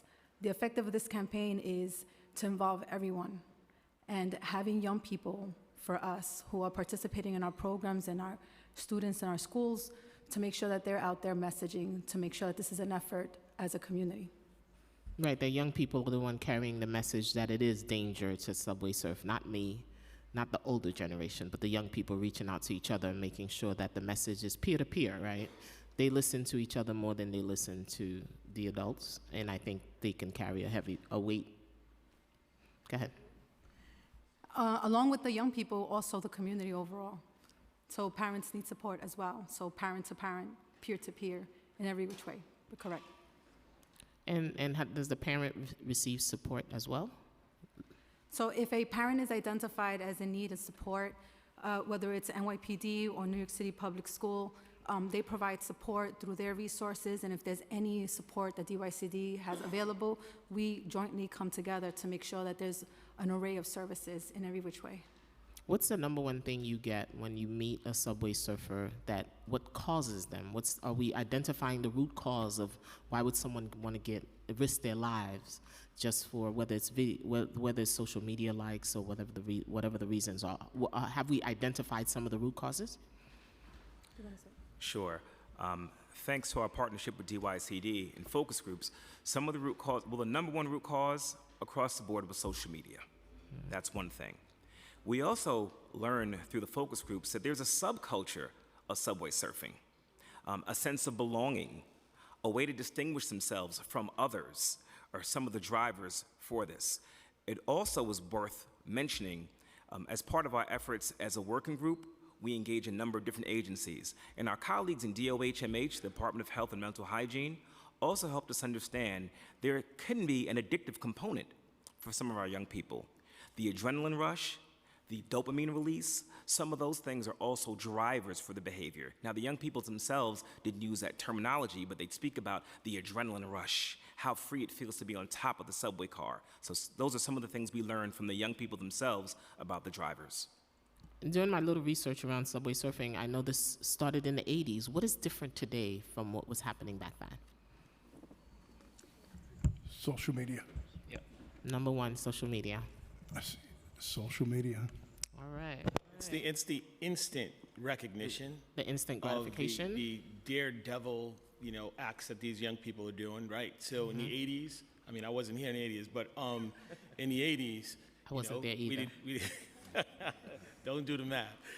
You didn't have the ability to get likes, and the more likes you got, the more, right? I have never seen anyone or group wanting to be liked more than our young people. Look, years ago, you would subway surf, depending on how many people you went by, saw you, 50 people, 100 people. You put the right video on the right social media platform, it's being seen by millions. Millions. Thank you. What plans does DYCD and New York City Public Schools have for involving more youth in the future development of the campaigns? Well, I'll go first. One thing that we're trying to do, we have Borough Student Advisory Councils, otherwise known as BSACs. As we mentioned in our opening remarks, we have engaged the Staten Island BSAC because there are unique conditions that exist in the Staten Island Railway. We're expanding that to all the BSACs across the city. Every single borough has a BSAC that's made up of a number of representatives from schools in that borough. And so getting their input is also important, we believe. And what age group are we starting with that? Well, middle school. I think we should start, if we're talking about 9-year-olds, right? 9-year-olds or fourth graders. I think we should start from the bottom. We should trickle it down to elementary level. So if a 9-year-old is in fourth grade, so that's still elementary level. Yep, and a very concerning level as well, Correct. Right? Because under elementary school age, right, these are young people who are more supervision than in our middle schools, I would say, and they shouldn't have the ability to do that. So we will definitely double down to our little guys. And our campaign going forward will include more voices of the young people. And I mean, not only the young people who we are trying to deter from the behavior, but young people who are actually committing the acts, who have made the decision not to do it anymore because they may have been a witness of their friends going down, or in some cases, they may have almost went down themselves. But young people who are saying enough is enough, and how can I help someone to help themselves? So we are tapping into that resource as well. You're good. How does New York City Public Schools incorporate danger of subway surfing into existing health and safety curriculum? If so, at what grade level again? We are working with partners to design curricula. In fact, every 2 weeks we have a working group for subway surfing that consists of a number of different agencies, and we invite guests to give us input and expertise. We've engaged diversion programs, not-for-profits, who work with some populations that engage in subway surfing to get their ideas about how we can structure a curriculum and resource guides that teachers can use in classrooms to make sure that they are able to let the students know before they engage in subway surfing about its dangers and its consequences. I hope you're engaging some young people to sit at the table as well as you develop this curricula, because it's about them. So I hope you're planning with them as well. Our young people have said nothing about them without them is for them, That's and right. we're taking that to heart. And our important partner in this respect, and many of them don't know that they're an important partner for this initiative, is our parents. That's right. And that is definitely a voice that will be at the table. That's a voice that we continue to incorporate in everything we develop for young people. And as our partners in the NYPD have shared, many of our parents are super surprised that their young people are even, committing these kinds of reckless behaviors. So to educate our parents is super important, and whether the conversation is happening at the dinner table or on the way to school, we want to make sure that our parents are our allies in this space as well. So they are not excluded from the planning and the presentations as well. And what resources are you providing for parents? What resources are you providing for parents? Yeah, so currently it's really the presentations outside of the awareness that has been done. But going forward, the work that we're doing around the lessons created for teachers, for young people, we plan to use our PTA, CECs, our parent groups, our parent coordinators who host these meetings, educate our school safety agents who do the community outreach work where they're doing presentations for school staff and parents, utilizing all of those supports to reach our parents and meet them where they are. And are we also making sure that we're using language access? Since we have many families, English is not their first language. The child may be the only one that speaks English in that household. So language access would be very important. Are you using any of the platforms like Jupiter to send out message to parents? Like Parent-Teacher Conference is coming up this week. Are we sending out those messages to Parent-Teacher Conference? That could be one of the items on the agenda as teachers discuss, meet with parents. Across the city this week is High School Parent-Teacher Conference. So I'm hoping that on platforms like Jupiter, you send out text messages about assignments and all that. I think that should also be embedded in how we reach so many parents across the city. So I think that would be one idea as we engage parents, PTAs, SLTs, and even the SLTs in the building should be addressed, and how they can be a partner and a voice in this work as well. What role does the school counselors and social workers, I've always asked that, and the psychologists play in identifying and addressing youth at risk of engaging in subway surfing? And one person we usually leave out of this conversation, attendance teachers play a very important role. Because I was reading one of the stories, I realized that one of the students left out. Attendance teachers play a role, and they can be a partner with our social workers and our guidance counselors and also helping in this work. So, please let me know how we engage the social workers, psychologists, in identifying them. How have you used them? Yeah, so the unfortunate part is really these social workers, as it relates specifically to subway surfing, it is usually sort of an after the fact, right? So the subway surfing sort of actions that students display are not that evident outside of maybe just sort of being absent. But many of the students are engaged in school, right, and do this stuff after school and so forth, and schools are never the wiser. Sometimes they do it in front of school. Somebody was doing it at 8 a.m. Somebody does it 7 a.m. Before school. It's been yeah, a before school activity too. 100%, right? And there's no way for schools to know this information. And so what we've done is, in partnership with the chief, is every case of a student who is engaged by the NYPD, New York City Public Schools will get notification. Just yesterday, we have 3 young people who were found on the top of the train, and they were safely removed. And that information was provided to New York City Public Schools. And by the time those young people entered the building, there were guidance counselors and support caring adults awaiting them at the door to have a conversation about this at-risk behavior, of which many of our young people don't believe that the schools will ever get knowledge of, right? Because the connection between the law enforcement professionals and the school staff doesn't reach that far. But based on this newfound relationship in this respect, this is an added that the chief and I are doing, and it's not about providing student information or violating FERPA or other practices. This is around taking away the student's ability to remain invisible to the school that these are the behaviors that they are participating in after hours. So rest assured that every case of a subway surfing incident, whether the young person made it on CHOP or outside of the train or otherwise, an attempt or an actual act, we are utilizing the supports of our guidance counselors, social workers, and other caring adults to have conversations with those young people, as well as do outreach to the parents. And we are going to ask that principals are constantly monitoring the attendance and overall behavior of these young people so that there is no repeat of the action. Okay, thank you. Earlier, I asked this question, and the number one answer was social media. So, what is New York City policy, New York City Public School policy on students' use of social media, cell phones during class time, and how does that policy address or prevent the viewing of sharing of harmful content such as subway surfing? Well, we do have policies. There is no cell phone use during instructional time. That's a New York City Public School policy. With respect to social media overall, we have responsible digital citizenship, and that's given every school year, and there's an actual curricula that's part of that.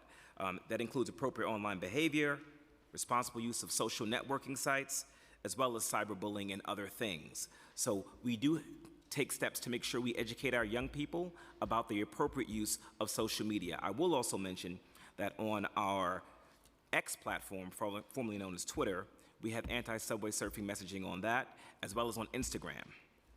Is it embedded in any of the, let's say, the New York City Public School devices that you give out to students? It is not. And that's a great idea. I hope you're taking notes. I'm dropping gems for you. Take notes. Yeah, okay. And the digital citizens curricula, I'm familiar with it. When was the last time was it updated? We'll get back to you on that. We'll check. We'll find out from our IT folks. Pre-installed on all New York City devices. Yep. Right? And that's how we did it. Update. Yep. That makes sense. How does the social media? Go ahead. The other part of your question that I want to be frank about is a teacher, an educator of any kind wouldn't have access to a young person's personal phone and the sites that they're visiting.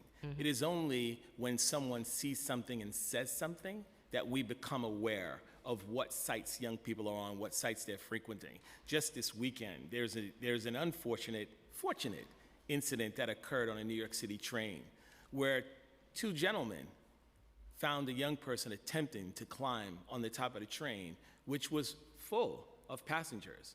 And these people, these gentlemen, they saw something and they did something. They brought him out and they roughed him up, and I don't mean physically roughed him up, they verbally roughed him up. And it was interesting to hear his response to them when they asked why you were doing what you were doing. He said, I was just trying to have fun. I was just trying to have fun.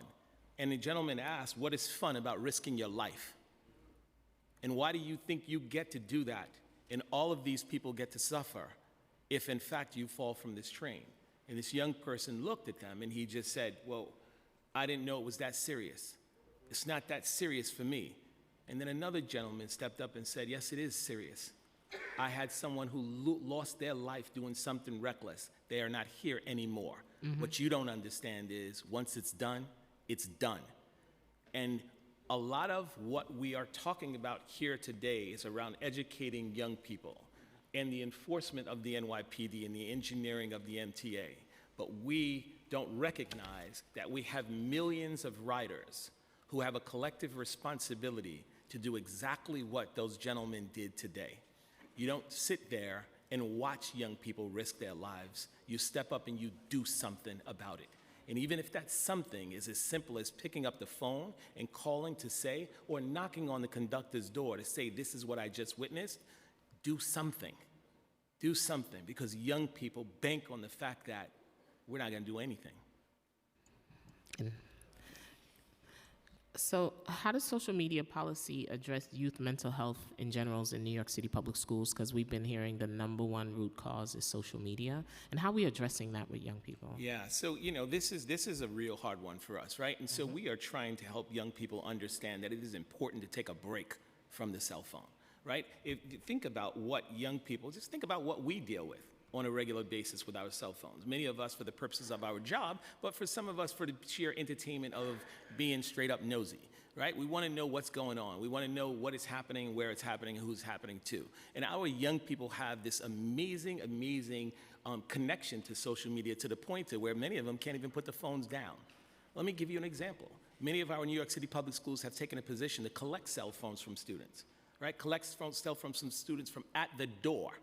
And one of the ways by which we can guarantee you 100% parent participation in open school night is give the cell phones back on open school night, right? And you will get parents to come up and have a conversation about that. But right now, our conversation with parents is we, for the purposes of ensuring young people's mental health, we want to take phones from them. No, you're not. No, you're not. You're not going to take my child's phone because I need my child in the event of an emergency. I need to connect with my child in the event of an emergency. But young people are doing some of the most heinous things that you can imagine, including what we're here to talk about today. But the mere fact that one person can make one video post and 1,000 people show up to one location, that is the power that this machine that we're trying to fight against has over the minds of our young people. Right? And so when you ask about the mental health effects of the phone, what some of the things that we're doing is we're trying to get the kids to put the phones down. We're trying to enforce responsible usage in schools and ensure that they're not using them in the classroom and on stairwells and others. Right? When you have young people willing to be suspended as opposed to giving up their phones, we are really in a challenging place right now. Right? And young people don't believe, and I'm not speaking for all young people when I say this, they don't believe that you know what's best for them as it relates to my cell phone that you didn't pay for. My cell phone that you didn't pay for. And the challenges that teachers have to endure on a daily basis combating the issue of cell phones in classrooms it's unbelievable. It's hard, but we are fighting the fight every day. We're thinking about different ways and innovative ways by which we can get young people to put the phones down, but they shared some things with us. While you're focused on our cell phones, other technology exists. For instance, the Meta glasses. I don't need my cell phone in my hand to have a conversation or visit sites, right? My watch. I can have a whole conversation on my watch or text through my watch and other technology that we are not advanced enough yet in schools to really combat. And every single day, this is getting more and more and more advanced. And we have to figure out different ways to meet our young people where they are and utilize technology to do exactly that. So we have to catch up, New York City Public Schools? Yes, ma'am. Technology's leaving y'all behind. And so, in other words, is there any mental health support? Is there any counseling provided to young people, especially after they're found subway surfing? Is there any mental health support that's provided for these young people? Yes. As I shared with you today, thank God that we didn't have a tragedy, right. But we're meeting those young people at the door, and all of what is being provided for them is exactly what you're describing. And in the unfortunate cases where we do have a young person that goes down and all of the friends and the communities that are affected by this, we also provide supports in that respect. And not only the supports in the school, but if there are external supports needed for the student in the community, we're doing that as well. So that's the long way to say yes, ma'am. Is New York City Public School website has a social media guideline for youth under 13 and 13 and above? And are you considering updating those guidelines to include information and discouraging engagement on harmful online trends such as subway surfing? Yes to all of that. Definitely yes to updating social media guidelines to ensure all of the harmful and dangerous things that affect our young people directly. Unfortunately, there's something new every day challenging our young people from gummies and vaping and everything else that you can name. And I don't need a hearing on that. I'm just sharing something with you in this. Thank you for the idea. Yes. Chair Stevens? So yes, definitely. And always looking for different ways by which we can meet young people where they are. One of the things that Public Advocate Williams stated was we're telling kids about the no, but what are we telling them about the yes? What is in place of? So when we tell you don't subway surf, what do we want you to do? Correct. Right? We want you to participate in the 56 sports that are available. to our schools, or one of the 900 after-school programs that exist throughout our system, with the 46,000 plus students that participate on a daily basis, from badminton to cricket to swimming to, you name it. And the 50-something different programs, or should I say clubs, that exist in our New York City public schools. And I'm talking about one school in particular that has 50-something clubs, because every time a young person says to this principal, we want this, the principal gives them that. Right? And many of our schools offer these opportunities for young people. All they have to do is ask, from dance to step to swimming to you name it. They make it come to fruition. And how do we compete with a moving train? Make sure young people know where to find the resources as well. Don't just say they exist, but Yes. it would be nice for them to know where those resources live. Absolutely. Are there specific communities or schools where subway surfing incidents are more prevalent? If so, where and how are resources allocated to target those specific areas? So specifically around subway surfing, I'll be honest with you, I couldn't answer the question as to where it's generally focused. I know that we get these reports, some of which we get directly, some where we have formulated a new relationship to ensure that we get that on a regular basis. As that relationship forms and we are getting more information about these cases, I can better answer the question of where we're seeing this most prevalent, and then I can get back to your office. So just on that, we could talk about subway lines. We spoke about that 7 line. Think elevated for obvious reasons. 7 line, that J line going over the Williamsburg Bridge. I'm thinking about for the scenic background, and that's the draw. The line, in my opinion, the line is the draw. Where they're coming from is not necessarily right there. In other words, they don't have to live adjacent to the 7 line. They could be coming from, different boroughs. I've heard people, this is not only a New York City issue. This issue is going on in other cities. And there are kids from other cities coming to New York for the New York City backdrop. So I hope I answer, hope that question's clear. Are we saying more boys or girls? How we're looking at? From our contacts, I can tell you, going back to the schools for a second, we do track the schools, and we do see the ones along that 7 subway line as being, and we share that. We're going to share that information with them, and that's when we do our education piece. That's how we do it. We track what schools, where we're seeing prevalently, and we can see what schools they're coming from. So really, along that 7 line would be one of the places we see the most amount of students coming from. Thank you. Are we seeing more boys or girls, or how's that looking? We're seeing mostly boys, but we do have a share of girls doing it. And just recently, a pretty horrific incident Yes. with a young lady. And if you ever see those videos and see the picture of what happened to her afterwards, I still have nightmares about it. It's that horrific when you look at what a train does to a human body. She survived, but her life will be forever altered. I'm passing it now over to Chair Stevens. Hello, good afternoon, everyone. I will try to keep it as brief as possible because I know I have some colleagues who want to ask questions, and I'm last on the list. But nevertheless, one of the things, and I think I said this in my open statement, and even from listening, and it's nice to be able to listen to everyone's testimony. But the running theme of saying like it's social media, I find that to be a little lazy on our part because we all know it's not just social media, because again, I remember growing up, I know kids who subway surfed, and this was something that was being done then, and I think that there's other things, especially thinking about how this, and it was even said that it's a subculture. A lot of those folks who are in that subculture actually are not online, are people who want to be off the grid, and so I think that we have to make sure that when we're even thinking about this and talking about it and framing it, to thinking about how we're exploring all spaces, because yes, social media can be one of the driving factors, but it's not the only one. And so I'm a little disheartened that there's been so much focus on that, and even the only real campaign that's being done on social media, because thinking about especially young people, and it's hard, and I'm not saying we'll have the answers, but I think that we also have to think about what are other ways that we reach those young people who aren't necessarily on social media and who you don't know because they're not on there, right? And so we have to, for me, always think about, well, what is the other side, especially when it comes to young people.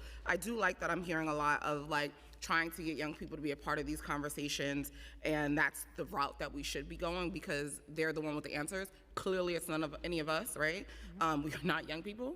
I say it all the time, and so I'm a big proponent of making sure that young people are in the room and actually giving the solutions to the answer.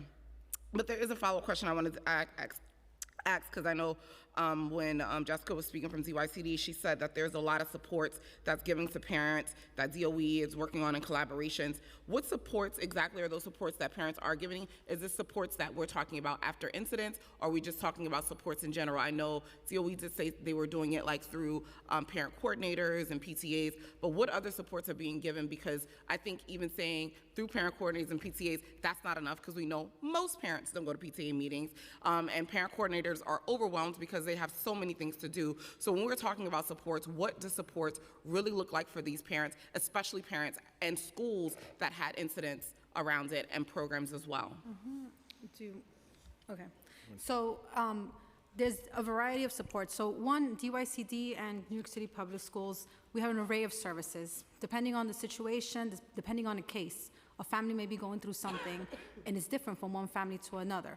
I think that one of the most important things that we've been able to do is be able to identify if there is a family in need of something based on their situation, that we've been able to connect either to whether it's a guidance counselor or certain services within the school or a provider in their neighborhood. I think the most important thing that we need to always remember is that families and communities sometimes trust their community, and being able to connect a family or a parent to a provider, a local nonprofit, or someone that they actually see every day, and being able to say, like, you know, there are services here, whether they're services of any kind of services, whether it's pantry services, whether it's immigration services, or whether it's just counseling, just overall information. So we have been able to make those connections as to, like, if there's someone that in need for a particular neighborhood, or they prefer a different neighborhood for whatever reason, that we can actually make those connections. So great, because everyone knows I'm a big proponent of making sure that we are equipping our providers to be able to handle certain situations. And so my question to you is, how are you working with providers to give them the things, the resources that they need in order to support these families when you're making these referrals? So with subway surfing, with any type of at-risk, any type of need, we engage our providers to find out what are those needs, what are those trends, what exactly is happening, so we may be able to have those discussions and be able to come together and figure out if there is something that is lacking in a community for a particular reason, then we can come together and work together of making sure that we partner with whomever we need to partner to make sure that we have those, filling those gaps, or if we're able to leverage other resources that people may not be familiar with. If someone's not familiar with certain nonprofit that is available and they're providing those services, the most important thing is to make sure that we share. So one, I want to say, is being able to have providers speak to each other so they can share information, they can know what's in their community, they can leverage. It's not about competition, it's about making sure that we're all working together as a community. Two, being able to understand if there is a need, then how can we work together to be able to address those needs? And the other piece of it is to continue conversation. This situation here is actually something that is impacting many people, and as this campaign makes people aware of what's going on, they begin to now speak up as to, like, so what is it that we need to do? What is the next step? And these conversations are taking place and will continue to take place as we engage all types of individuals, youth and parents. Thank you. And just to follow up, because I think that obviously all of those things are amazing, and we should be making sure providers have the information and working together. Music to my ears, because if anyone comes to my hearing, that is what I've been preaching for the last 3 years. So thank you for listening. However, are we ensuring that they have the resources, and will DYCD be asking for additional funding this year to provide it with the providers? Because I never think that it's fair that we give providers more work but never give them the resources to actually implement the work. And so if you guys are saying that you're doing these focus groups and you're doing these things, what is your plan to ensure that providers have the absolute necessary resources to provide it, and not just doing it off of love and actually being able to provide the service? No, absolutely. Our providers. So will you be asking for a new need this budget Are we going to be? season? At this time, we're going to be working with our programs to explore and to find out what are those. Well, we're here now, so I would be looking forward to this budget season of hearing a new need, because if we're saying it's an issue and we have all of these agencies here working together now, it clearly is a need if, you know, we're saying that this is an issue and something we want to address, because we cannot allow providers to just do work for free. I don't believe in that. Absolutely. Thank you. What role does DYCD believe in it should be playing in educating and engaging in preventing subway surfing? the role of making sure we partner and continue the message of New York City Public Schools to make sure that we share whether it's curriculum, whether it's the campaign message, or any other information that we're able to find through our focus groups that we share with our partners here at the table. So I know that you just said that you guys are doing focus groups to get a better understanding with youth to engage, who have been engaging in subway surfing.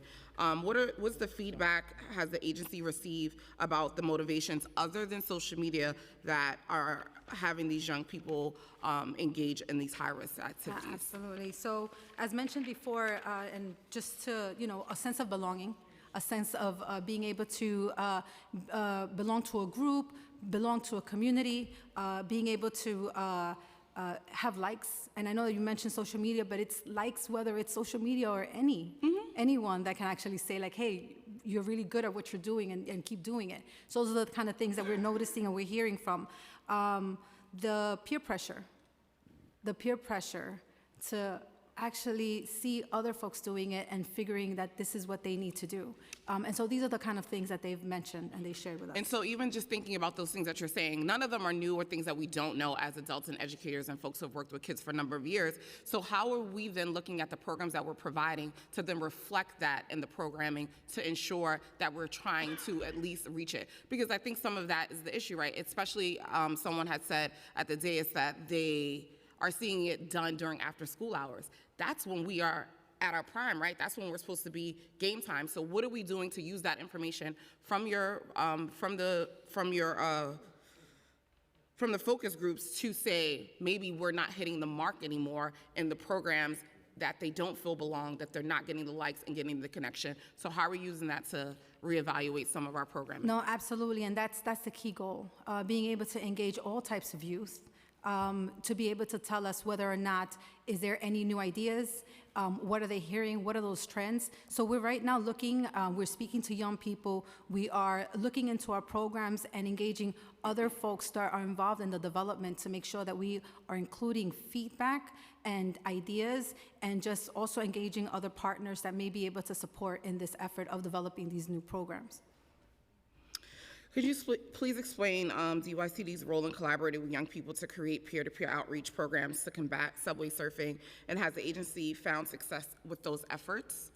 Absolutely. So one of the first things that we were able to do is joining partnership with New York City Public School in this campaign was to be able to engage our participants from our programs to be the voiceover, to be the messengers. We believe that it's important that it's peer-to-peer, the messages from young people, and if you hear them, they identify that they're either from Queens or they're from a particular neighborhood, to be able to make those connections to those young people who are out there, subway surfing. So that's one area.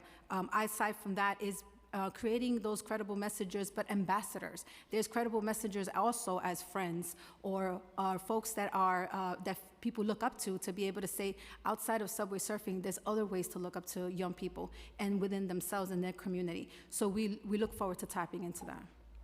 And so even with the peer mentorships, like we said, subway surfing has been around for a number of years. Have we looked at reaching out to adults who've done subway surfing in the past to also be some of these incredible messages and talk about that experience, and how are we bringing that into the fold? Yes, we have. As I mentioned, we have a bi-weekly subway surfing working group, and we invite guests. We have invited former subway surfers who are willing to lend their voices. We try to be mindful that we don't exploit their pain, but again, that they can heal through helping. One individual who subway surfed one time, he's in his 30s now, but he subway surfed a single time, and as a result of that, he's now blind.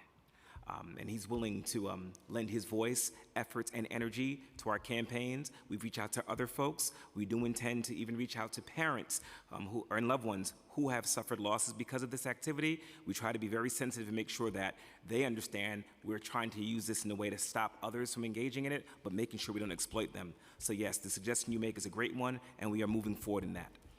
Yeah, because I think it's just important, and not just folks who have been injured or hurt or whatever. I think that it's important, especially younger folks are much more likely to explore things that are a little bit more dangerous and looking for adrenaline. And as we get older, obviously, we become a lot more cautious around how we are moving around in life. But I think it's always important, especially people who have very similar experience, to have the opportunity to share and work together because, someone who's never done it might be like, that's crazy, I would never, whatever. Whereas another person like, nah, I get it, I did it, and this is why I did it, and have that type of connection, and have some type of like mentorship program or groups where they can come in and be able to interact with young people who've had these incidents, and also, you know, who we know have done it or who've been picked up by NYPD. And so again, I just want to say that I think the collaboration here is one that we typically don't see, right? So I want to give y'all credit, because I don't be giving credit all the time. So I'm going to give y'all credit today, right? Especially all of y'all working together and all that. So these are the things that I like to see. So to not have a crazy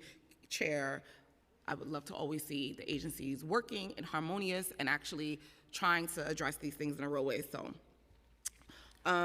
what steps are being taken to ensure that increased enforcement by NYPD is compelled by positive engagement and preventative outreach led by DYCD and DOE? So how are we working with NYPD so it's not just enforcement, and what does this whole collaboration look like?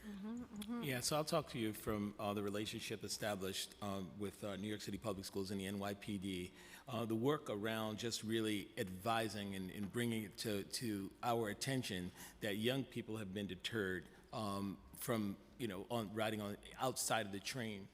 Short of what I shared with you, is really, it's not from New York City Public Schools as a punitive measure. We want young people to know that we know, right? We know at the school level and we care. And here are some of the ways by which we want to show you that we care. We're partnering with our village, which includes all of the stakeholders outside of the school, to tell us about your behaviors outside. And let me tell you about what we're going to do for you in school. We need to engage young people, and that's what we're doing, to redirect some of those energies to something a little bit more, or a lot more positive than getting on the top of the train. And some of what you heard today about the sense of belonging and the sense of wanting to be a part of something greater in the social media stuff, that's one piece of it. But we've learned in conversations with some other young people that time is their friend, right? Young people who support themselves after hours because mom works 2 jobs, right? And there are other family members that are not in place at in the house. And I speak specifically about one young person who we're mentoring, who was a subway surfer, and I mean an avid subway surfer, and can tell you about how often they go up, and when his friend went down, how they celebrate, right, his death, right, by going up and doing it again in his honor. Right? And so we are intentional about allowing young people the space to share the reasons why and help them find different ways by which they can fill that gap. May I also just add, in terms of complementing the increased NYPD enforcement, we're trying our best to make sure our children aren't court involved. So as I mentioned before, we have the New York City Law Department, who is another partner in this effort. We have the Department of Probation, another agency, partners in this effort, to find out about diversion programs. And to your point, how can we, if someone is on probation, how can part of their probation requirement be that they contribute to our PSAs? And so to your point, we're trying to make sure we pull everyone together. We're not here to celebrate. It's great we collaborate, and that's awesome. But a question was asked before about how we measure effectiveness. Change behavior is the best indicator of the effectiveness of our efforts, and we're working hard on that. Yeah, and from the NYPD point, ours is multifaceted. It's not just about the contacts we have. It's about the home visits. It's about the 16 schools we visited that hit almost 3,000 students already. It's getting the YCOs engaged in this and getting to the right schools and tracking and using data to make sure we're hitting the right students in the right place. And in regards to our partnership, and we meet every 2 weeks, right, that we meet, it's actually an opportunity for us to have a discussion, not only with NYPD, but with everyone, as to, you know, us having conversation of those youth development principles, or what is the behavior, what's going on, and just having conversations that maybe interagencies, we never really had a conversation because we all have our responsibility and our role, but coming together to be able to learn from each other, so then that way we know what we need to do, whether it's the curriculum or just the changes in agency that we need to kind of like look into. So this is definitely something that we're still working on it, but it is actually something that we're all learning from it. And just my final question is, how does DYCD collaborating with NYPD after an incident occurs, and what does the referral process to DYCD entails? So what we've been able to do is we work with NYPD as they share with us whether it's an incident or situation to be able to connect the NYPD and the families to a provider. So we were able to identify nonprofits or and I guess, and just because I just want to be clear, so I know before, like, DOE said that when an incident occurs, the schools are notified. Are you guys notified? What does that work look like? Not just like a kind of general board. I'm trying to get more into like the details of what that process like looks like. Are you notified, or do you like kind of just find out on social media? Are you guys part of it? I know you just said you guys meet every 2 weeks. When we meet. But when an incident happens, how are you guys notified? How do you know the families that might need a referral? What does that look like? And not just this kind of general of like, oh, Okay. So if there's a particular situation where NYPD cannot match any resources to a particular family, they will reach out to whether it's New York City Public School or DYCD. When they have reached out to DYCD, we've been able to make those connections to nonprofits, organizations in the neighborhood. Okay, thank you.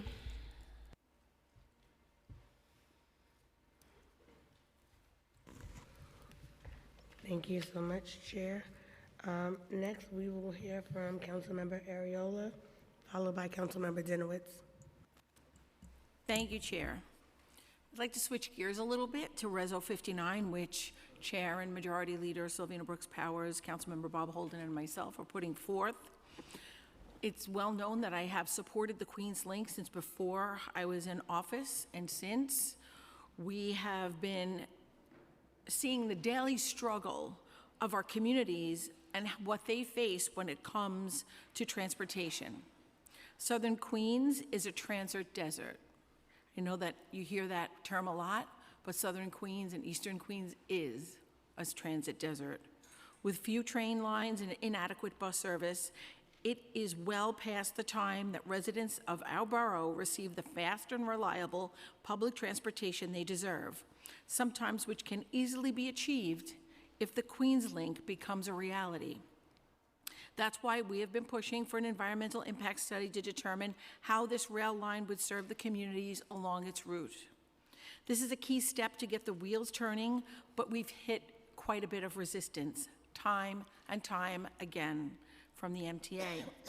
It seems that the MTA is much more focused on making life more difficult for people from my borough through congestion pricing than it is in making public transportation more viable and attractive for options for millions of potential riders. Without having a reliable train line like the Queens Link to get into the city, our residents are likely to use their cars, forced to use their cars in order to get from one place to another. And thus, they would be made to pay an unfair congestion pricing tax. At the end of the day, we have to understand that we need real solutions. Right now, we're having a much needed reconstruction of some tracks along the A-train line that will connect the city with the peninsula. And Councilmember Brooks Powers and myself are working with the MTA to try and shuttle people around, get an extra bus, get a reduced rate on the LIRR. That wouldn't even have to be a discussion if we had the Queens Link. The Queens Link is the answer. So that is why it's important that you really pay attention now and do what we need to have done for our residents. Thank you for the time. Thank you. I don't know if the MTA wants to respond or not.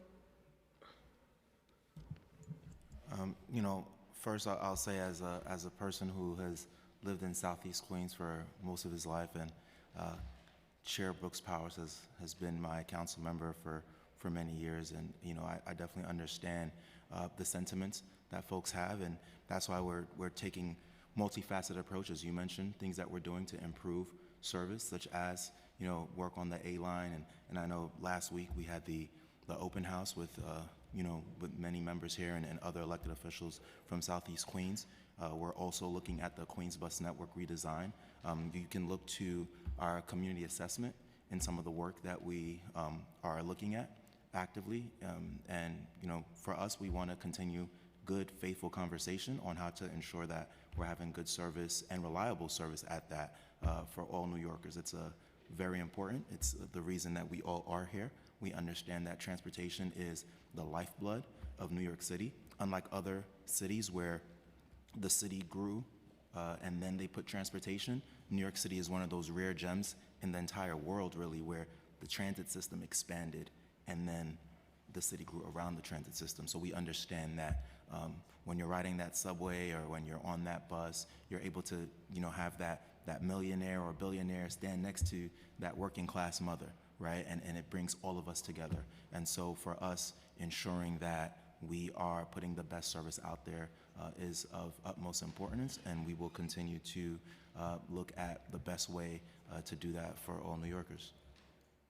But this reso asks for the MTA to look at an environmental impact study for the Queens Link. Do we have your commitment to take a look at that? We've asked over and over again, but now we need to pass a resolution to make sure that it gets done. So no matter when we get the impact studies, whatever you're doing, the Queens Link is always omitted. So what is the MTA's commitment to looking at the possibility of an environmental impact study for the Queens Link? Yeah, I mean, I'll say, as I mentioned earlier, we have our community assessment, which kind of speaks to some of the work that we're looking at when it comes to service across the city. And so that assessment is something that we are continuing to engage with and push. And we welcome the council to also share, as you're doing, council member, the needs that you see are very important, and we're willing to have a good, faithful conversation. Is the Queens Link involved as a part of that assessment? Is the Queens Link a part of that assessment? Councilmember, I think the MTA will just have to get back to you to continue the conversation. For better or worse, what you've got at the dais here today is the anti-subway surfing team. We're very open to continuing the conversation and very, very aware that Queens has borne the brunt for decades of underinvestment in the expansion of transit. We all know there are these ghost maps out there of lines proposed and never built going back many years, and far too much of that sort of ghost system is in your district, in your neighborhoods. We get that, and we're very open to continuing the conversation. I just don't want to overrepresent what the three of us are able to get into today. Thank you. We're going to move now to Councilmember Jenowitz. Thank you for the time. Thank you, Chairs. Mr. Amberson, I just want a little clarity on some of your testimony, please. You had said that presentations had been given to superintendents and most recently to Brooklyn High School principals this past September. Are there other boroughs and other levels of schools that have received the same presentation? Don't have my cafeteria. Right.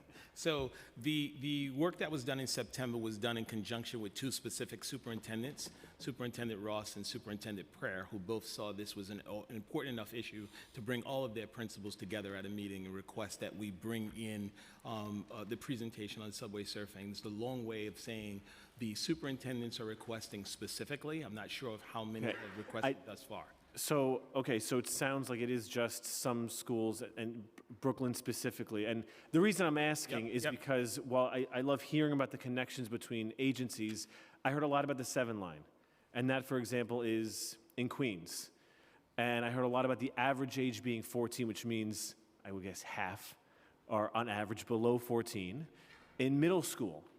And so I'm very interested to know what other efforts are being made to ensure that the schools are receiving and providing these presentations in the hotbed areas along the 7 line. And of course, in my district, where we have, I think, 9 stations that are elevated above, above ground.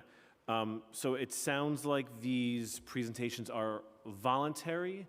It sounds like they're not as targeted as they can be given the great connections between these agencies. Would you say that's a fair assessment? So I'd say somewhat fair, right? We were intentional about doing the presentations for every superintendent and advising them of the reason for the presentations. What we did do is we gave the contact information for the presentations to every superintendent so that they would have the opportunity to reach out directly to our partners and offer them an opportunity to come and present for their schools. Not every school has taken advantage of it, right? But I can get you a more sound, number of schools where the presentations have occurred, and the efforts that we are making to ensure that every school is advised of the ability to partake in these presentations. Chair, if I may. One final question, please. Well, I have one final question, but on that topic, I would suggest that as the Department of Education, you could provide more guidance than just it being voluntary. Especially I have a school in my district that's doing a town hall. I'm sure they would love a little more guidance and support centrally for this specific issue. My other question is for, I guess, the MTA and NYPD. It involves technology. Regarding the drones, I'm hearing a lot about drones. Big fan of the use of technology. What is preventing the MTA from installing cameras on the tops of its 6,500 or so train cars, which I think sounds like it would be more efficient, more cost-effective, and you wouldn't have to wait or hope that a drone is circling overhead in order to get the footage and get the important information you need. Yeah, or some... So, I'll start with that, and sometimes what sounds easy, it's not easy. That's why I'm asking. It's not practical. There are certain areas, I'll give you an example, and we've thought about it a lot, and I got to be very careful because there is pending litigation over this exact subject matter with the MTA, but just envision a train elevated with a camera on top going into the tunnel. And there's 1.5 inches, 2 inches of overall space separating the top to the fixed tunnel. That's one example of why it's not practical and doable, if that makes sense. I mean, it sounds like it makes sense for some of your lines. Some of them. You know the geometry of your lines, how many inches are available. But I would imagine in some lines it's available, and in between cars, I would imagine there's space for cameras as well. So yeah, and talk about cameras. The MTA and the chairman has been speaking about the importance of cameras, the value of cameras, and the investment made by the MTA in relation to outfitting every subway car in New York City with a camera. And his timeline was aggressive. He stated and he challenged us at the MTA to get every car outfitted by the end of this year. But does that include cameras in those in-between spaces where it would actually address? So some yes and some no. That's why it's a conversation that the newer train cars come pre-outfitted with different types of technology. There are video cameras being placed inside train cars. There are video cameras being placed inside conductors' cabins as we speak. Here's what I can say. Upwards of 94% of all train cars in the New York City subway system have some sort of a video camera installed in it. We'll be at 100% at the end of the year. I'm sorry to interrupt. I want to be respectful of time and respectful of the chair. I'm asking specifically addressing this issue, technology either on top of the train cars or, if that's not feasible, between the train cars where children are climbing up.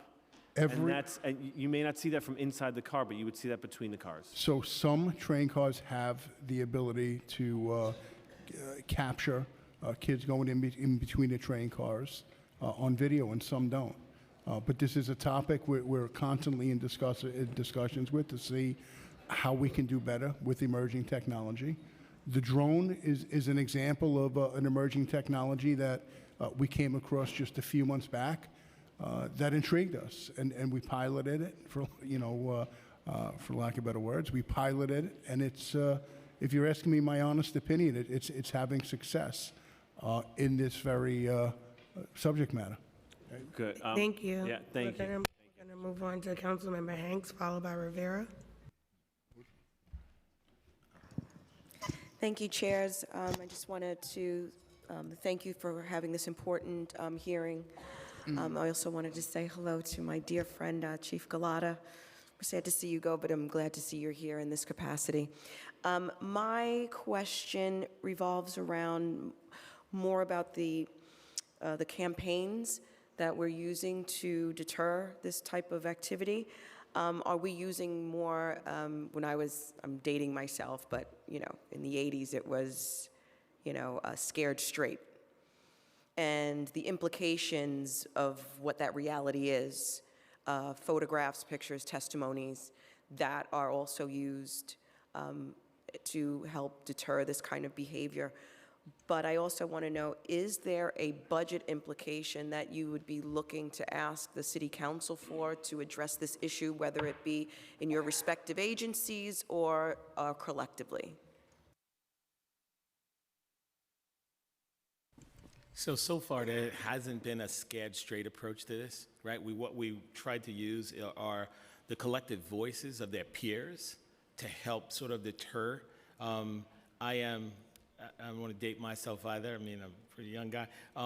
The scared straight model is a model that had some positives as well, negatives for young people, and some of the thought around utilizing those measures to reach young people can be, long-term damaging in the thoughts. You heard your That's best how friend. we were raised. Yeah. Well, we were built a little different. Yeah. Kevin said no.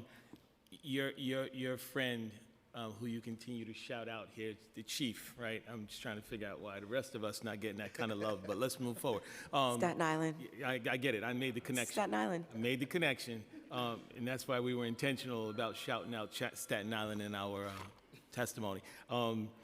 The scared straight model has not been sought out by New York City Public Schools, at least in the campaigns that we've done thus far. We thought the voice of their collective peers would be helpful enough to try to deter, as well the voice of former subway surfers who have been a part of and who have lost friends to this. We thought that would be a more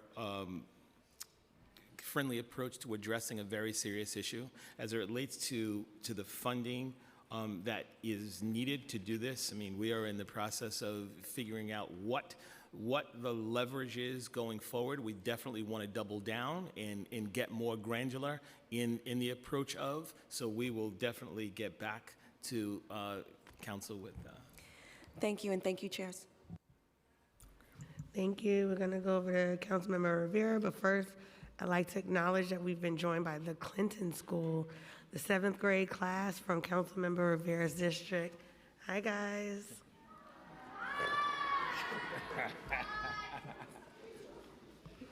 Don't subway.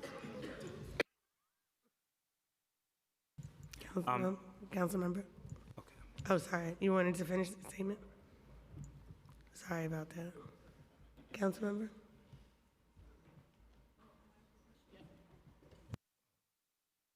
Hi, I'm sorry about that. I want to thank you all for being here. It is such an interesting day to see this wonderful student body, these young kids that are here from the Clinton School. I just want you all to, so you can clap for yourselves. Let me tell you, you're all amazing and spectacular, okay? I think what is so interesting about today, and actually quite difficult, is this school has been personally affected in the past with losing one of their students. And again, I just want you all to know that to honor Zachary, to honor our young people, and just want you to know that the government is listening, that we're really trying to do something to ensure that we are taking on the issues that really affect us so deeply.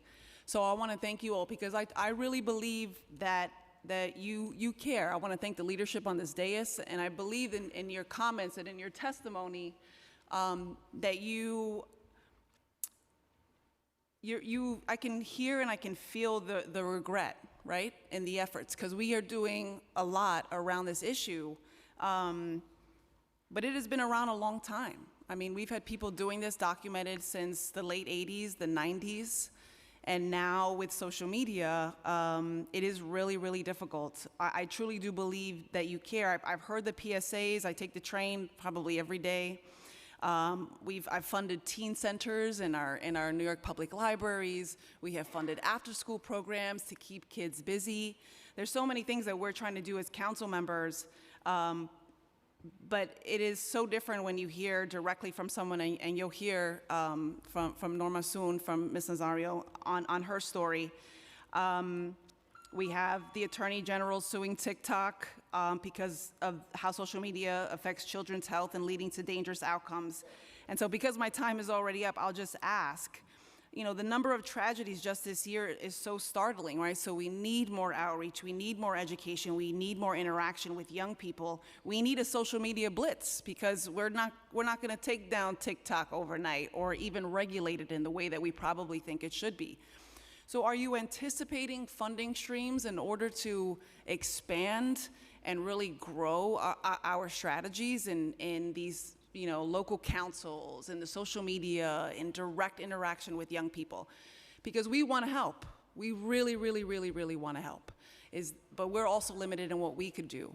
Is there some sort of federal funding? Are we looking at something that can help grow the strategies that we have implemented that we know that are working? Thank you for the time. Well, on behalf of New York City Public Schools, I can say without any level of uncertainty that there is no one answer.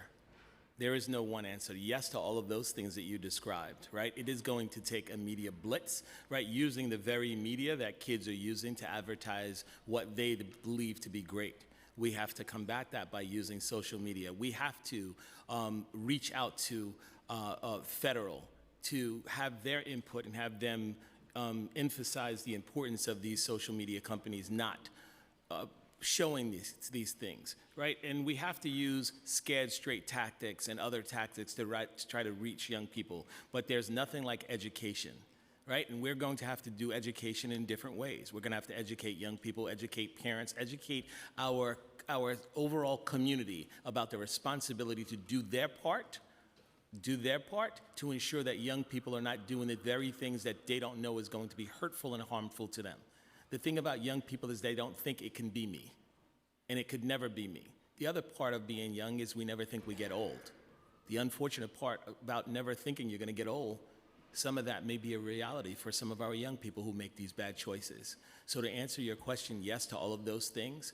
What is the funding stream that it's going to take, and what is the amount of money that it's going to take to get us to have a media campaign that is going to really, really make a difference in this space? I don't know the answer to that.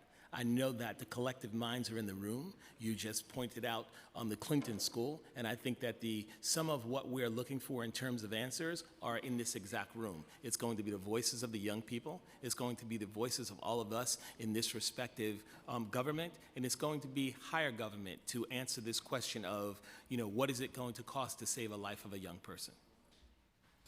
I just want to thank you all, because I want to align myself with all the comments made by my colleagues, especially the chairs of these committees. And just to add, of course, the voices of young people. I think the surveillance, we know the frequented lines. And I will tell you, as someone who has stood in Citi Field parking lot and seen a train, the 7 train, roll by with someone on top of it, it's going to be something I will never forget, at the very least, in addition to the stories that you'll hear later today in testimony. So I want to thank you. I want to thank the students also for really participating and looking at local government in action, and just know that we're working really hard for everyone here, all families. Thank you so much to this dais. Thank you. Thank you. Next, we'll hear from Chair Joseph, followed by Chair Stevens, and then I will wrap up with my final round of questions. Thank you, Chair Brooks Powers. A quick question for MTA, working on social media companies to scrub subway surfing videos from their platform. Is New York City Public Schools and DYCD coordinating their efforts by using social media to promote positive message and activities that replace those videos and glorify and not glorify subway surfing?